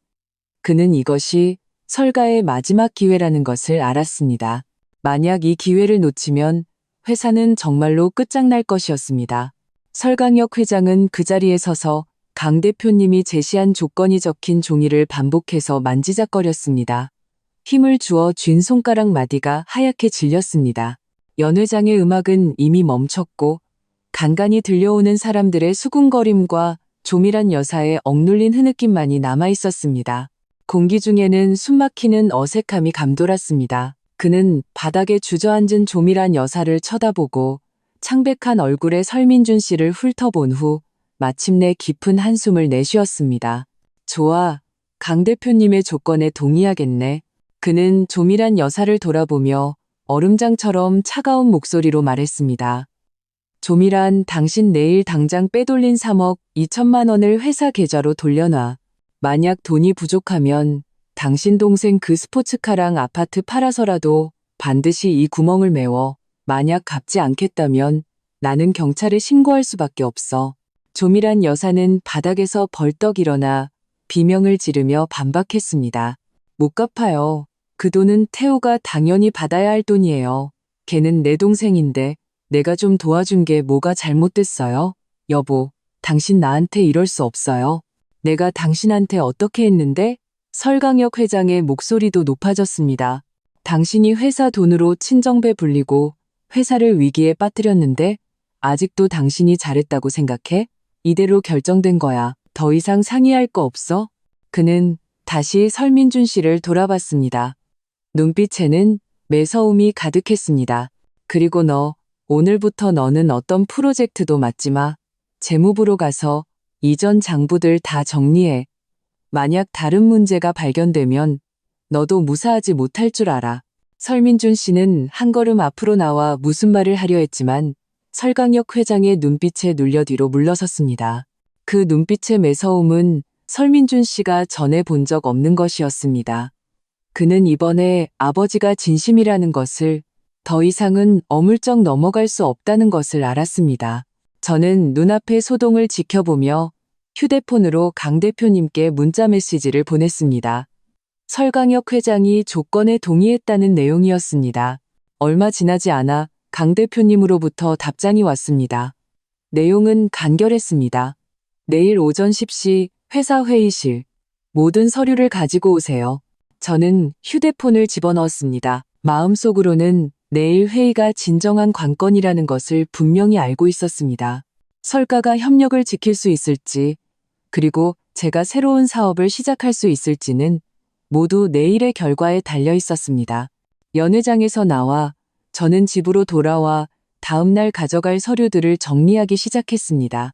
보충 제안서, 원본 보고서, 조미란 여사의 자금 횡령 증거, 그리고 마 사장님과 잠정적으로 합의한 협력 의향서까지 모두 분류해서 잘 챙겼습니다. 다시 한번 확인하며 빠진 것이 없는지 확인했습니다. 그날 밤 저는 거의 잠을 자지 못했습니다. 머릿속에서는 내일 강 대표님과 만나는 장면을 반복해서 되뇌었고 새로운 회사의 계획도 구상했습니다. 만약 정말 이 협력을 맡게 된다면 첫 단계는 어떻게 추진해야 할지, 팀은 어떻게 구성해야 할지 이 모든 것을 미리 생각해 두어야 했습니다. 다음 날 아침, 저는 약속 시간보다 30분 일찍 강 대표님 회사 건물 아래에 도착했습니다. 웅장한 오피스 건물을 보며 마음이 조금 묘했습니다. 예전에 설민준 씨를 따라 제안서를 제출하러 왔을 때는 저는 그저 그의 뒤를 따를 뿐 말할 기회조차 없었습니다. 하지만 지금은 협력 파트너로서 강 대표님과 수천억 원짜리 프로젝트를 논의하러 온 것입니다. 안내 데스크 직원이 저를 알아보고 웃으며 말했습니다. 이서연 씨, 강 대표님께서 이미 회의실에서 기다리고 계십니다. 제가 안내해드리겠습니다. 안내 직원을 따라 회의실로 들어서니 설강혁 회장, 설민준 씨, 그리고 조미란 여사가 이미 와 있었습니다. 조미란 여사는 낡은 외투를 입고 머리는 헝클어져 있었으며 눈은 붉게 부어 있었습니다. 분명 밤새 한숨도 못 잔 것 같았습니다. 아마도 그 3억 2천만 원을 어떻게 마련할지 고민했겠죠. 설민준 씨는 고개를 숙이고 예전의 거만한 모습은 온데간데 없었습니다. 두 손을 꽉 쥐고 있는 것으로 보아 매우 긴장한 것 같았습니다. 설강혁 회장은 심각한 표정으로 손에 서류 봉투 하나를 꽉 쥐고 있었습니다. 아마도 조미란 여사가 자금을 반환했다는 증명서일 것입니다. 강 대표님이 김 비서와 몇몇 회사 고위 임원들을 대동하고 회의실로 들어왔습니다. 그녀는 곧장 상석에 앉아 설강혁 회장 일행을 훑어본 후 마지막으로 제게 시선을 고정하고 평온한 목소리로 말했습니다. 이서연 씨, 당신의 보충 제안서는 우리 팀이 이미 꼼꼼히 검토했습니다. 매우 완벽하고 특히 리스크 대응 부분은 설가의 원래 제안서보다 훨씬 전문적이고 우리의 협력 요구에 더 부합합니다. 설강혁 회장은 서둘러 말을 이어받아 손에 든 서류 봉투를 건네며 미소를 지었습니다. 대표님, 저희 설가에 다시 기회를 주셔서 감사합니다. 이것은 조미란 여사가 3억 2천만 원을 반환했다는 증명서입니다. 은행 거래 내역과 이체 기록이 모두 들어 있습니다. 저희 회사는 새로운 재무 감독 제도도 마련했습니다. 앞으로는 절대 비슷한 문제가 발생하지 않을 것입니다. 프로젝트 책임자도 교체했습니다. 이서연에게 맡기겠습니다. 안심하십시오. 저희는 최선을 다해 협력하겠습니다. 강 대표님은 서류 봉투를 받았지만 열어보지는 않고 옆에 놓아두었습니다. 말투는 평온했지만 거부할 수 없는 위험이 서려 있었습니다. 설 회장님, 제가 어제 제시한 조건 중에 아직 이행하지 않으신 것이 있습니다. 첫째, 우리 회사에 초기 투자된 2천만 원의 평가 비용을 배상해야 합니다. 이 돈은 오늘 중으로 입금되어야 합니다. 둘째, 설령 이서연 씨가 프로젝트를 책임진다 해도 설가는 반드시 보증서를 제출해야 합니다. 앞으로 데이터 조작이나 재무 혼란 같은 상황이 재발하지 않을 것을 보증해야 합니다. 그렇지 않으면 우리는 즉시 협력을 종료하고 설가의 모든 손해배상을 청구할 권리가 있습니다. 설강혁 회장은 잠시 멈칫했습니다. 강 대표님이 이렇게까지 강경하게 나올 줄은 몰랐던 모양입니다. 그는 원래 조미란 여사가 돈을 갚고 책임자를 교체하면 이 일이 넘어갈 수 있을 것이라고 생각했습니다. 추가 조건이 있을 줄은 몰랐던 것입니다. 조미란 여사는 옆에서 작게 중얼거렸습니다. 2천만 원이나 배상하라고? 이건 완전 날강도 아니야? 그녀의 목소리는 작았지만 회의실에 있던 사람들은 모두 똑똑히 들었습니다. 강 대표님은 눈을 들어 그녀를 쳐다봤습니다. 눈에는 차가운 기운이 가득했습니다. 조 여사님, 만약 어제 당신이 사람들 앞에서 이서연 씨를 조롱하지 않고 제 옷에 일부러 와인을 쏟지 않고 헛소문을 퍼뜨리지 않았다면 설가가 오늘 이 지경까지 오지는 않았을 겁니다. 이 돈은 당신들이 받아야 할 교훈이며 우리 회사의 초기 투자에 대한 보상입니다. 과한 요구가 아닙니다. 조미란 여사는 더 반박하려 했지만 설강혁 회장의 매서운 눈초리에 결국 말을 삼켰습니다. 설강혁 회장은 이를 악물었습니다. 마음속으로는 이것이 설가의 마지막 기회라는 것을 분명히 알고 있었습니다. 만약 동의하지 않으면 협력은 완전히 무산될 것이었습니다. 좋습니다. 2천만 원은 배상하겠습니다. 보증서는 제가 오늘 법무팀에 준비하라고 지시해서 오후에 대표님 회사로 보내드리겠습니다. 그럴 필요 없습니다. 제가 갑자기 입을 열었습니다. 모든 사람의 시선이 제게 집중되었습니다. 설강혁 회장은 놀란 표정이었고 조미란 여사는 믿을 수 없다는 듯 눈을 크게 떴습니다. 저는 강 대표님을 쳐다보며 단호하게 말했습니다. 대표님, 사실 어제 대표님과 헤어진 후 저는 공급업체인 마 사장님과 연락했고 이전에 함께 일했던 몇몇 업계 베테랑들과도 이야기를 나눴습니다. 새로운 회사를 설립하기로 결정했습니다. 이틀간의 준비를 거쳐 새 회사의 등록 서류가 나왔고 공급망도 거의 다 구축되었습니다. 제 생각에는 제 새 회사가 이 수천억 원 규모의 협력을 맡는 것이 설가보다 더 적합할 것 같습니다. Now, 설강혁 회장은 벌떡 일어나 믿을 수 없다는 표정으로 저를 쳐다봤습니다. 서연아, 너 무슨 소리야? 너 어제 우리 협력을 되돌려주겠다고 약속하지 않았어? 어떻게 배신할 수가 있어? 제가 약속한 것은 회장님과 강 대표님의 협상을 돕겠다는 것이었지. 반드시 설가의 이름으로 협력하겠다고 약속한 것은 아닙니다. 저는 그를 보며 차분하게 말했습니다.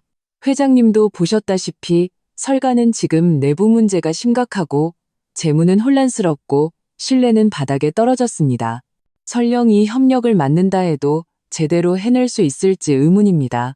반면 제 새 회사는 이제 막 설립되었지만 핵심 팀원들은 모두 경험이 풍부한 사람들이고 공급망도 안정적입니다. 더 중요한 것은 저희는 신뢰를 바탕으로 한 협력을 보장할 수 있고 절대 데이터 조작이나 리스크 은폐 같은 일은 없을 것입니다. Now, 저는 말하며 가방에서 새 회사의 등록 서류, 팀원 소개서, 그리고 마 사장님과 체결한 공급업체 협력 의향서를 꺼내 강 대표님께 건넸습니다. 대표님, 이것이 저희 회사 자료입니다. 한번 검토해 주십시오. 저희 회사 이름은 비상테크입니다. 비록 신생회사지만 팀원들은 이전에 모두 대형 신재생 에너지 프로젝트에 참여했던 경험이 풍부한 인력들입니다. 마 사장님께서도 저희에게 최저가로 원자재를 공급하고 성공급 후결제까지 약속해 주셔서 프로젝트의 원활한 진행을 보장할 수 있습니다. 강 대표님은 자료를 받아들었고 몇몇 고위 임원들도 다가와 함께 살펴봤습니다. 그들은 보면서 작게 토론하고 때로는 고개를 끄덕였습니다. 새 회사의 상황에 꽤 만족스러워하는 것 같았습니다. 설강혁 회장은 조급해져서 앞으로 나와 막으려 했지만 김 비서에게 제지당했습니다. 그는 어쩔 수 없이 강 대표님을 향해 소리쳤습니다.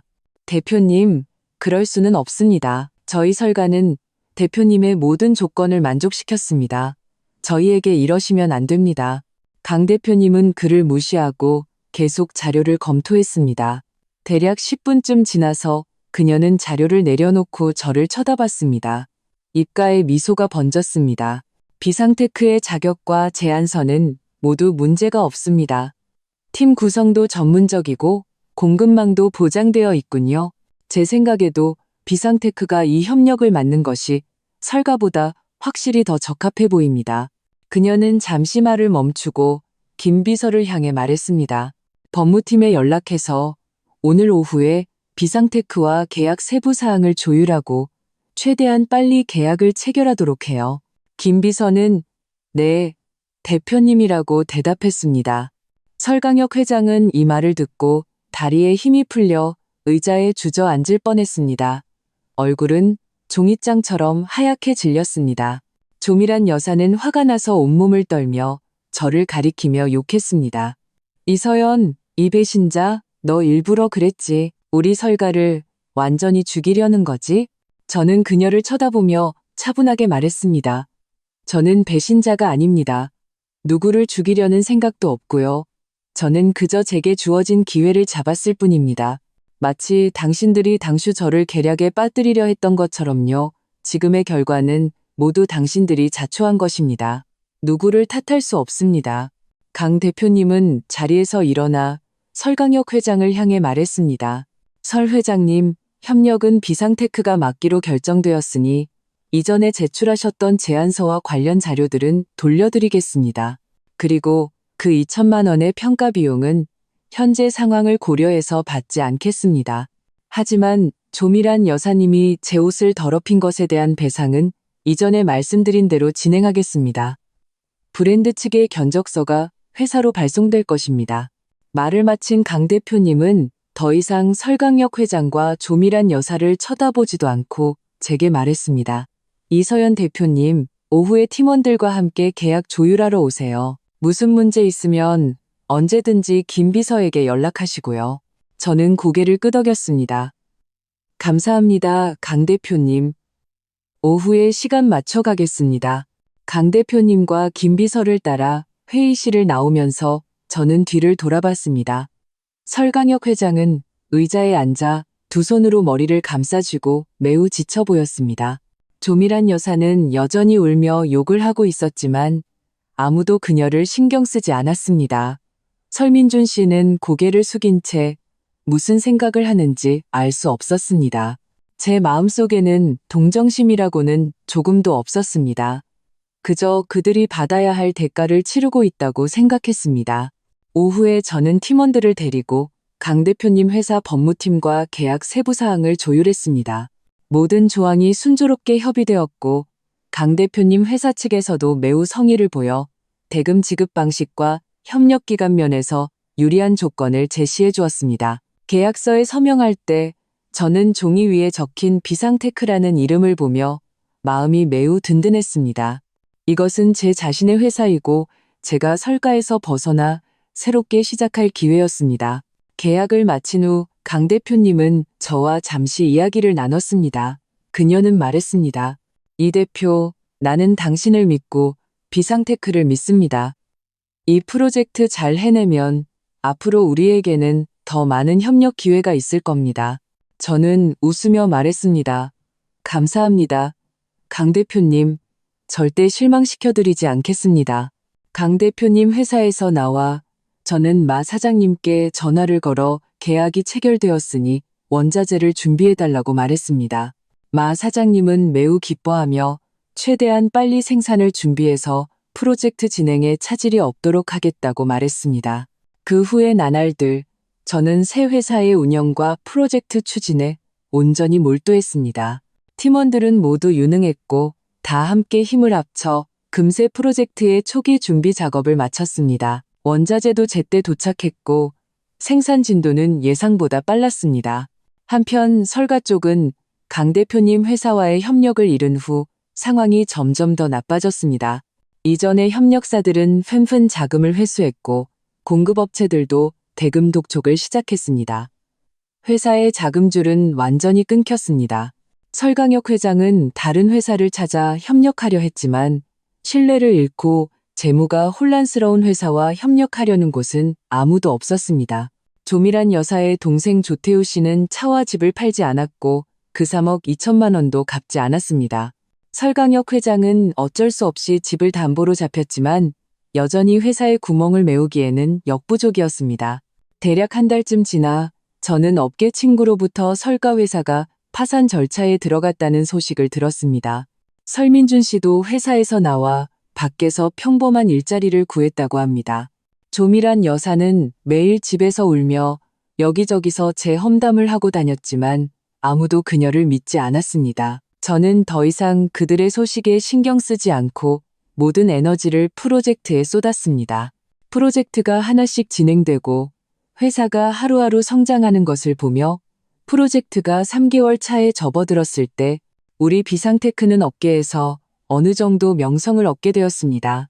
강 대표님 회사와 협력하는 신재생 에너지 프로젝트는 1단계 목표를 안정적으로 달성했을 뿐만 아니라 중간에 원자재 가격이 폭등했을 때도 제가 보충 제안서에 추가했던 리스크 대응 조치 덕분에 전혀 영향을 받지 않았습니다. 강 대표님은 업계 내부 회의에서 이 일을 특별히 언급하며 비상태, 크는 보기 드문 신뢰할 수 있는 팀이라고 말했습니다. 이 말이 퍼져나가자 많은 회사들이 우리에게 먼저 연락해와 협력을 제안했습니다. 어느 날 제가 사무실에서 공급업체 계약서에 막 서명을 마치자 비서가 업계 동향 보고서를 들고 들어왔습니다. 말투는 조금 망설이는 듯했습니다. 대표님, 이거 보십시오. 설씨그룹이 파산 청산 절차에 들어간 것 같습니다. 저는 보고서를 받아 훑어봤습니다. 제목은 설씨그룹 자금줄 단절 및 협력사 이탈로 파산 청산 신청이라고 적혀 있었습니다. 그 안에는 이전의 데이터 조작과 재무 혼란으로 협력사의 의심을 샀다는 내용도 언급되어 있었습니다. 마음속에는 아무런 파동도 일지 않았습니다. 마치 이미 예견된 일을 보는 것 같았습니다. 설민준 씨가 제안서를 수정하고 조미란 여사가 자금을 빼돌린 그날부터 설가의 길은 이미 어긋나 있었습니다. 지금은 그저 막다른 길에 다다랐을 뿐입니다. 비서가 덧붙여 말했습니다. 그리고 한 가지 더 있습니다. 최근에 회사 건물 아래에서 계속 어슬렁거리는 사람들이 있습니다. 경비원 말로는 남녀 한 쌍 같은데 여자는 머리가 헝클어져 있고 남자는 낡은 정장을 입고 있어서 꽤 초라해 보인다고 합니다. 아마도 대표님을 기다리는 것 같습니다. 저는 마음속으로 대충 짐작이 갔습니다. 이렇게 끈질기게 저를 기다릴 사람은 설민준 씨와 조미란 여사 외에는 없을 것입니다. 아니나 다를까 다음날 퇴근해서 회사 정문을 나서 차에 타려는데 두 사람이 빠른 걸음으로 저를 막아섰습니다. 설민준 씨와 조미란 여사였습니다. 조미란 여사는 물 빠진 파란색 외투를 입고 있었는데 옷깃은 해져서 보풀이 일어나 있었고 머리카락은 푸석푸석하게 엉켜 있었습니다. 얼굴에는 핏기라고는 전혀 없었습니다. 예전에 파티에서 보라색 드레스를 입고 붉은 매니큐어를 칠했던 모습과 비교하면 완전히 다른 사람 같았습니다. 설민준 씨도 많이 야위었고 정장은 구겨져 있었으며 소매에는 얼룩이 묻어 있었습니다. 눈에는 붉은 핏줄이 가득했고 매우 지쳐 보였습니다. 조미란 여사는 저를 보자마자 미친 사람처럼 달려들어 제 팔을 붙잡으려 했습니다. 목소리는 날카롭고 시끄러웠습니다. 이서연, 이 악독한 년. 네가 우리 설가의 협력을 가로채지 않았으면 우리가 이 지경까지 왔겠어? 협력 돌려내. 그렇지 않으면 너랑 끝까지 갈 거야. 저는 한 걸음 뒤로 물러나 그녀의 손을 피하고 차가운 목소리로 말했습니다. 조 여사님, 말은 양심적으로 하셔야죠. 당시에 파티에서 제 드레스를 일부러 숨기고 짝퉁 옷을 입혀 망신 준 사람이 누구였죠? 제안서 데이터를 멋대로 수정해서 강 대표님 회사를 속인 사람은 누구였고요? 또 회사 돈 3억 2천만 원을 빼돌려 당신 동생 차량집 사준 사람은 누구였습니까? 이건 전부 당신들이 자초한 일인데 저랑 무슨 상관이 있습니까? 협력은 제가 빼앗은 게 아니라 강 대표님께서 선택하신 겁니다. 제 제안서가 당신들 것보다 더 전문적이었고 제 회사가 당신들 회사보다 더 믿음직스러웠기 때문입니다. 그뿐입니다. 설민준 씨는 서둘러 조미란 여사의 팔을 잡아당기고 저를 향해 우는 것보다 더 보기 흉한 미소를 지었습니다. 서연아, 우리가 잘못했어. 정말 잘못했어. 지금 우리 얼마나 힘들게 사는지 봐. 설 씨는 망했고 우리 엄마는 매일 집에서 울기만 해. 나는 배달일 구해서 하루에 10시간 넘게 일해도 돈 몇 푼 못 벌어. 제발 우리 좀 도와줘. 응? 강 대표님한테 말 좀 잘해서 우리 설가도 같이 일 좀 할 수 있게 해줘. 당신네 회사 자빌이라도 좋고 자재 배달이라도 좋아. 그냥 밥이라도 먹고 살 수 있게 해줘. 당신들을 도와주라고요? 저는 두 사람을 보며 우습기도 하고 화가 나기도 했습니다. 당시에 제가 설가에서 억울한 일을 당했을 때 당신들은 왜 저를 도와주지 않았죠? 제가 설민준 씨에게 제안서 데이터를 수정하면 문제가 될 거라고 경고했을 때 그는 뭐라고 했죠? 가정주부가 사업에 대해 뭘 하냐고 했죠? 제가 당신이 자금을 횡령한 것을 발견하고 설민준 씨에게 빨리 손실을 막아야 한다고 했을 때 당신들은 저를 어떻게 대했죠? 제가 이간질하고 설가의 돈을 삼키려 한다고 했죠. 이제 와서 힘들어지니 저한테 도와달라고요? 늦었습니다. 란. 조미란 여사는 포기하지 않고 설민준 씨의 손을 뿌리치고 다시 앞으로 다가왔습니다. 그때는 우리가 어리석었어. 귀신에 씌었었나 봐. 이제는 다 깨달았어. 네가 큰 마음으로 우리를 한 번만 용서해주면 안 될까? 네가 우리를 도와주면 나중에 꼭 보답할게. 용서는 그렇게 쉬운 게 아닙니다. 저는 그녀의 눈을 쳐다보며 말했습니다. 당신들이 당시에 그런 짓을 할 때 오늘 같은 날이 올 거라고는 생각 못 했나요? 파산은 당신들이 자초한 것이고 그 결과도 당신들이 감당해야 합니다. 저는 당신들을 돕지 않을 겁니다. 강 대표님께도 한마디도 꺼내지 않을 거고요. 어서 가세요. 우리 회사 건물 아래에서 어슬렁거리지 마세요. 우리 직원들 출퇴근에 방해되고 우리 회사 이미지에도 안 좋습니다. 저는 말하고 몸을 돌려 차에 타려고 했습니다. 하지만 조미란 여사는 갑자기 털썩하고 무릎을 꿇고 제 다리를 붙잡고 통곡했습니다. 서연아, 내가 빌게. 나 정말 갈 데가 없어. 설 씨는 망했고 집도 담보로 잡혔고 내 동생은 연락도 안 돼. 더 이상 살 길이 없으면 나 그냥 강물에 뛰어들 수밖에 없어. 그냥 덕 쌓는 셈 치고 우리 좀 도와줘. 응? 주변을 지나가던 직원들과 행인들이 몰려와 손가락질하며 수군거렸습니다. 어떤 사람은 휴대폰을 꺼내 사진을 찍기도 했습니다. 저는 미간을 찌푸리고 다리를 빼내려 했지만 조미란 여사는 너무 꽉 잡고 있어서 손톱이 제 바지를 파고들 지경이었습니다. 바로 그때 검은색 세단 한 대가 천천히 다가와 옆에 섰습니다. 차창이 내려가고 김비서의 얼굴이 보였습니다. 그는 이 광경을 보고 서둘러 차에서 내려다가와 조미란 여사를 향해 엄숙하게 말했습니다. 조 여사님, 즉시 이 대표님을 놓아주십시오. 여기는 비상테크의 업무 구역입니다. 당신의 이런 행동은 이미 회사의 정상적인 질서를 방해하고 있습니다. 그리고 설씨 그룹의 파산 청사는 이미 법원에서 결정된 사안입니다. 당신이 아무리 이 대표님을 괴롭혀도 결과는 바뀌지 않습니다. 조미란 여사는 고개를 들어 김 비서를 보고 얼굴이 새하얗게 질렸습니다. 그녀는 김 비서가 강 대표님의 비서라는 것을 지난번 파티에서 자신을 강 대표님 근처에 못 오게 막았던 사람이라는 것을 아직 기억하고 있었습니다. 그녀의 손에 힘이 서서히 풀렸고 입으로는 나는 그냥 좀 도와달라고 하려던 것뿐이야 라고 중얼거렸습니다. 이 대표님은 당신을 도울 의무가 없습니다. 김 비서의 말투는 더욱 단호해졌습니다. 강 대표님께서 당신과 설민준 씨에게 전하라고 하셨습니다. 앞으로 다시는 이 대표님을 괴롭히지 말고 비상테크나 우리 회사 근처에 나타나지도 말라고요. 만약 당신들이 계속 이런다면 저희는 바로 경찰에 연락해서 업무방해죄로 처리할 것입니다. 설민준 씨는 서둘러 앞으로 나와 조미란 여사의 팔을 잡았습니다. 엄마, 그만해요. 가요. 더 소란 피워봤자 소용없고 창피하기만 해요. Now. 조미란 여사는 무슨 말을 더 하려 했지만 김 비서의 차가운 얼굴과 주변 사람들의 손가락질하는 시선을 보고는 결국 감히 입을 열지 못하고 설민준 씨에게 반쯤 끌려갔습니다. 떠날 때 조미란 여사는 저를 돌아보며 쏘아봤습니다. 그 눈빛에는 원망이 가득했지만 저는 전혀 신경 쓰지 않았습니다.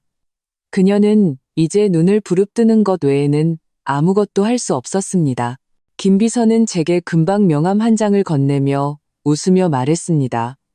이 대표님, 강 대표님께서 오늘 저녁에 업계 만찬이 있는데 함께 가자고 하십니다. 가는 김에 신재생 에너지 자동차 사업을 하시는 사장님 몇 분을 소개해 주시겠다고 합니다. 그분들이 최근에 마침 협력 수요가 있는데 우리 회사 업무와 아주 잘 맞을 겁니다. 저는 명함을 받아들었습니다. 카드의 질감이 손끝에 닿자 마음이 따뜻해졌습니다. 대표님께 감사하다고 전해주세요. 저녁에 꼭 시간 맞춰 가겠습니다. Now. 저녁 업계 만찬은 고급 호텔 연회장에서 열렸습니다. 온 사람들은 모두 업계에서 이름 있는 사람들이었습니다. 강 대표님은 저를 보자마자 저를 이끌고 정장 차림의 남자 몇 명 앞으로 가서 웃으며 소개했습니다. 이분은 비상테크의 이서연 대표입니다.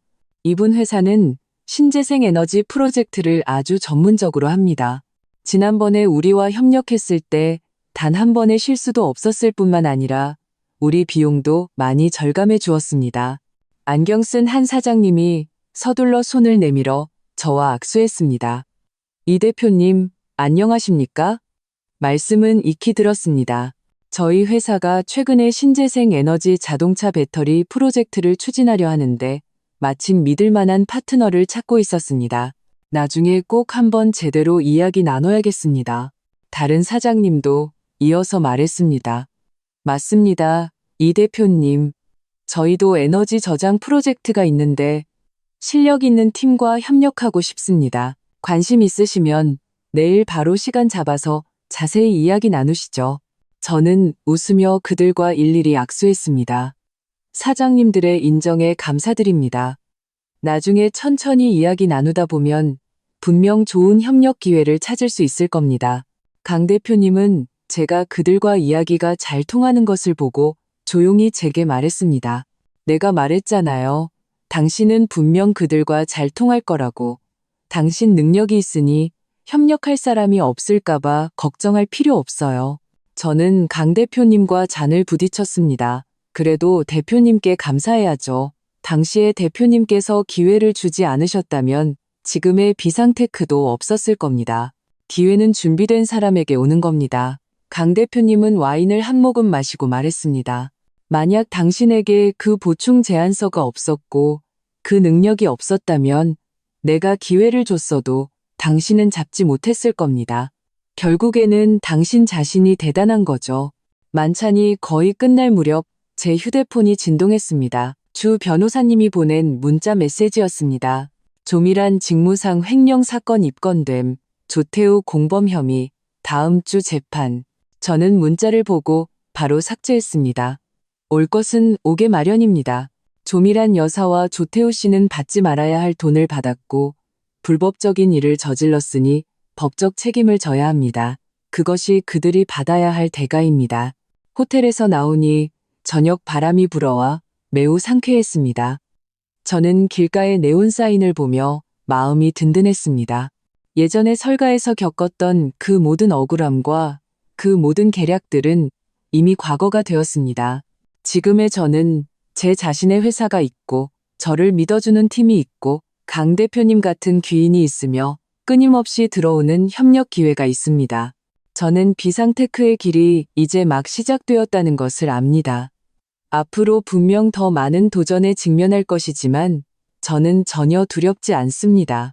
왜냐하면 저는 이미 당시의 설가에서 참고 견디던 이서연이 아니기 때문입니다. 지금의 저는 능력도 있고 자신감도 있으며 제 자신의 두 손으로 좋은 삶을 살고 회사를 잘 키워나갈 수 있습니다. 집에 돌아와 저는 컴퓨터를 켜고 내일 신재생 에너지 자동차 사장님과 논의할 협력 아이디어를 정리하기 시작했습니다. 창밖에 달이 유난히 밝아 방 안까지 따뜻하게 비추고 있었습니다. 만찬이 끝나고 며칠 지나지 않아 주 변호사님으로부터 다시 전화가 왔습니다. 조밀한 여사와 조태우 씨의 재판이 열리는데 방청하러 갈 것인지 물었습니다. 저는 잠시 생각하다가 거절했습니다. 지난 일은 이미 지나갔고 제가 굳이 그 소란에 끼어들 필요는 없었습니다. 그 시간을 회사 일에 쓰는 것이 더 나았습니다. 아니나 다를까 얼마 지나지 않아 주 변호사님이 판결문의 전자 파일을 보내주었습니다. 조밀한 여사는 직무상 횡령죄로 징역 2년에 벌금 1억 원을 선고받았습니다. 조태우 씨는 공범으로 징역 1년을 선고받았고 횡령한 돈으로 산 스포츠카와 아파트를 매각하여 3억 2천만 원을 설씨 그룹의 파산관제인에게 반환해야 했습니다. 이 결과를 보고 저는 그저 파일을 저장해두고 더 이상 생각하지 않았습니다. 이것은 모두 그들의 죄에 대한 당연한 대가였고 누구를 원망할 수 없었습니다. 한편 우리 비상테크는 날이 갈수록 번창했습니다. 이전에 만찬에서 만났던 신재생 에너지 자동차 사장님은 얼마 지나지 않아 우리와 협력 계약을 체결하고 신형 동력 배터리의 에너지 저장 프로젝트를 함께 연구 개발하기로 했습니다. 계약을 체결하던 날 상대방 사장님은 웃으며 말했습니다. 이 대표님, 제가 이렇게 빨리 당신들과 협력하기로 한 것은 첫째는 당신들의 제안서가 전문적이었기 때문이고 둘째는 강 대표님께서 제게 당신을 여러 번 칭찬했기 때문입니다. 일 처리가 확실하고 신뢰를 지킨다고요. 요즘 같은 세상에 믿을 만한 파트너를 찾는 게 정말 어렵습니다. No. 저는 웃으며 화답했습니다. 안심하십시오. 절대 실망시켜드리지 않고 프로젝트를 성공적으로 이끌겠습니다. 프로젝트가 시작된 후 팀원들은 모두 열정으로 가득 찼습니다. 매일 아침 회사에 오면 모두가 공급업체와 협의하고 테스트 데이터를 정리하고 프로젝트 진행 회의를 여는 등 바쁘게 움직였습니다. 회사 전체가 긍정적인 에너지로 넘쳐 흘렀습니다. 한 번은 연구개발부를 지나가다가 몇몇 젊은 엔지니어들이 기술적인 문제로 얼굴을 붉히며 토론하다가 결국 함께 도면을 들고 베테랑 엔지니어에게 조언을 구하는 모습을 보았습니다. 그들의 진지한 모습을 보니 마음이 매우 뿌듯했고 당시에 그들을 채용한 것이 정말 옳은 선택이었다고 생각했습니다. 어느 날 오후 제가 사무실에서 마 사장님과 화상회의로 원자재 공급 일정을 논의하고 있는데 비서가 갑자기 문을 두드리고 들어왔습니다. 손에는 봉투 하나가 들려 있었습니다. 대표님, 아래층 경비실에서 설 씨라는 분이 이걸 전해주셨다고 합니다. 아주 중요한 것이라고 하셨습니다. 저는 잠시 멈칫했습니다. 설 씨라면 설강혁 회장님일까요? 저는 비서에게 봉투를 가져오라고 했습니다. 열어보니 안에는 은행카드 한 장과 편지 한 통이 들어 있었습니다. 편지는 설강혁 회장님이 쓴 것이었습니다. 글씨는 조금 날렸었는데 그가 쓸 때 매우 감정이 격했음을 알 수 있었습니다. 서연아, 네가 이 편지를 볼 때쯤이면 나는 이미 시골 고향으로 돌아가 있을 것이다. 설 씨가 파산한 후 나는 많은 생각을 했고 마침내 설 씨가 오늘 이 지경에 이른 것이 모두 내가 집안 사람들을 제대로 관리하지 못했기 때문이라는 것을 깨달았다. 내가 조미란을 너무 방임하고 민준이를 너무 믿었기에 그들이 한 걸음 한 걸음 회사를 망치게 된 것이다. 네가 설가에서 많은 억울함을 겪었다는 것을 안다. 하지만 그때 나는 어리석게도 너를 도와주기는커녕 오히려 네가 계속 설가를 위해 일하기를 바랐다. 지금 생각하면 정말 너에게 미안하다. 이 카드에는 5천만 원이 들어있다. 내가 고향집을 임대해서 받은 돈이다. 비록 큰 돈은 아니지만 내 작은 성이다. 네가 과거에 겪었던 억울함을 조금이나마 갚을 수 있기를 바란다. 앞으로 나는 고향에서 조용히 살 것이다. 더 이상 너를 방해하지 않겠다. 너와 내 회사가 더욱 번창하기를 바란다. 그리고 네가 하루빨리 너만의 행복을 찾기를 바란다. 저는 은행카드를 들고 마음이 복잡했습니다. 설강혁 회장님은 비록 잘못이 있었지만 마지막에는 자신의 문제를 인식하고 저에게 보상하려 했습니다. 조미란 여사와 설민준 씨보다는 나은 사람이었습니다. 저는 은행카드를 비서에게 주었습니다. 이 돈은 근처 양로원에 제 이름으로 기부해 주세요. 설강혁 회장님의 이름으로요. 기부한 후에 기부 증명서를 편지에 적힌 주소로 보내주세요. No. 비서는 고개를 끄덕였습니다. 네, 대표님. 얼마 지나지 않아 강 대표님 회사로부터 또 좋은 소식이 들려왔습니다. 그들이 대규모 분산형 태양광 프로젝트를 시작하는데 우리 비상테크와 독점적으로 협력하고 싶다는 것이었습니다. 강 대표님이 직접 제게 전화를 걸었습니다. 이 대표, 이 프로젝트는 규모가 매우 크고 10여 개 도시의 거점 건설이 포함되어 있으며 기술 요구사항도 높습니다. 하지만 나는 당신네 회사가 잘 해낼 수 있다고 믿습니다.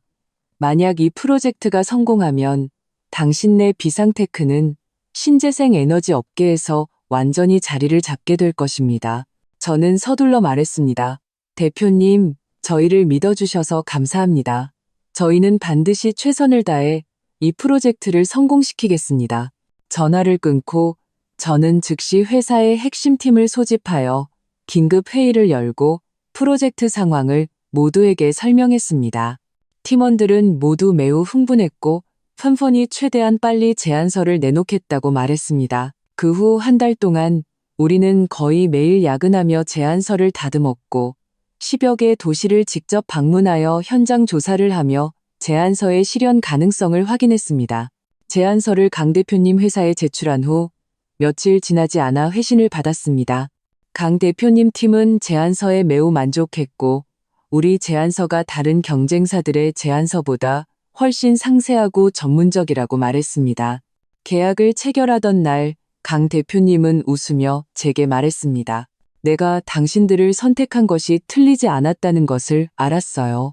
앞으로도 계속 협력해서 신재생 에너지 업계에서 함께 큰일을 해냅시다. 분산형 태양광 프로젝트 착공식 날 많은 기자들이 왔습니다. 강 대표님은 단상에서 연설할 때 저를 특별히 언급했습니다.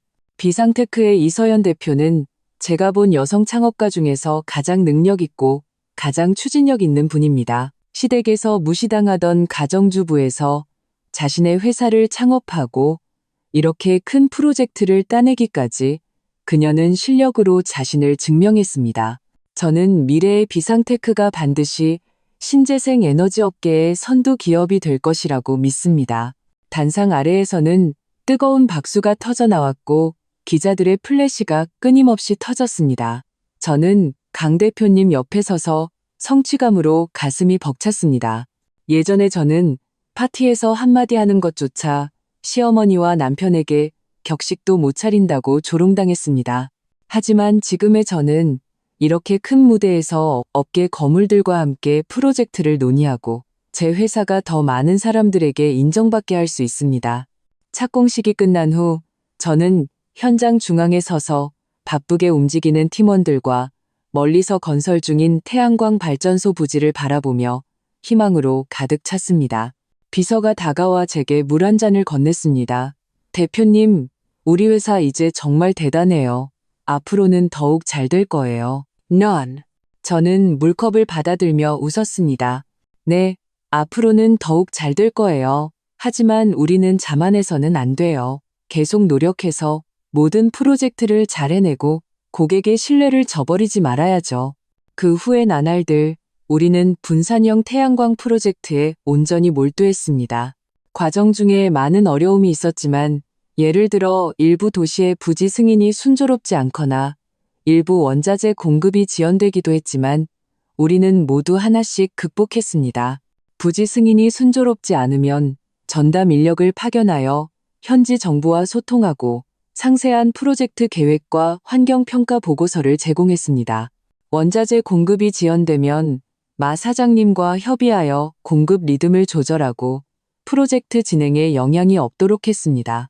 대략 반년이 지나 분산형 태양광 프로젝트의 1단계 공사가 순조롭게 완공되었고 성공적으로 발전을 시작했습니다. 강 대표님이 특별히 시찰하러 와서 한 줄 한 줄 가지런히 늘어선 태양광 패널이 햇빛 아래에서 반짝이는 것을 보고 웃으며 말했습니다. 이 대표 정말 잘 해냈어요. 예상보다 훨씬 더 좋습니다. 저는 눈앞의 태양광 발전소를 보며 마음이 매우 벅찼습니다. 이것은 모두 팀원들이 함께 노력한 결과입니다. 그리고 대표님의 지원이 없었다면 불가능했을 겁니다. 태양광 발전소에서 돌아오는 길에 저는 차창 밖의 풍경을 보며 감회가 새로웠습니다. 예전에 저는 설가라는 감옥에 갇혀 미래의 희망을 볼 수 없었습니다. 하지만 지금의 저는 과거의 어려움에서 벗어났을 뿐만 아니라 자신의 회사를 창업하고 좋아하는 업계에서 마음껏 능력을 발휘하며 자신의 인생 가치를 실현했습니다. 저는 이것이 단지 시작일 뿐이라는 것을 압니다. 미래의 비상테크는 더 많은 도전에 직면할 것이고 더 많은 기회를 맞이할 것입니다. 하지만 저는 전혀 두렵지 않습니다. 왜냐하면 저에게는 믿을 수 있는 팀이 있고 강 대표님 같은 귀인이 있으며 지지 않으려는 과감하게 도전하는 마음이 있기 때문입니다. 저는 우리가 계속 노력한다면 비상테크가 반드시 신재생 에너지 업계에서 자신만의 영역을 개척할 것이라고 믿습니다. 그리고 제 인생도 더욱 빛날 것입니다.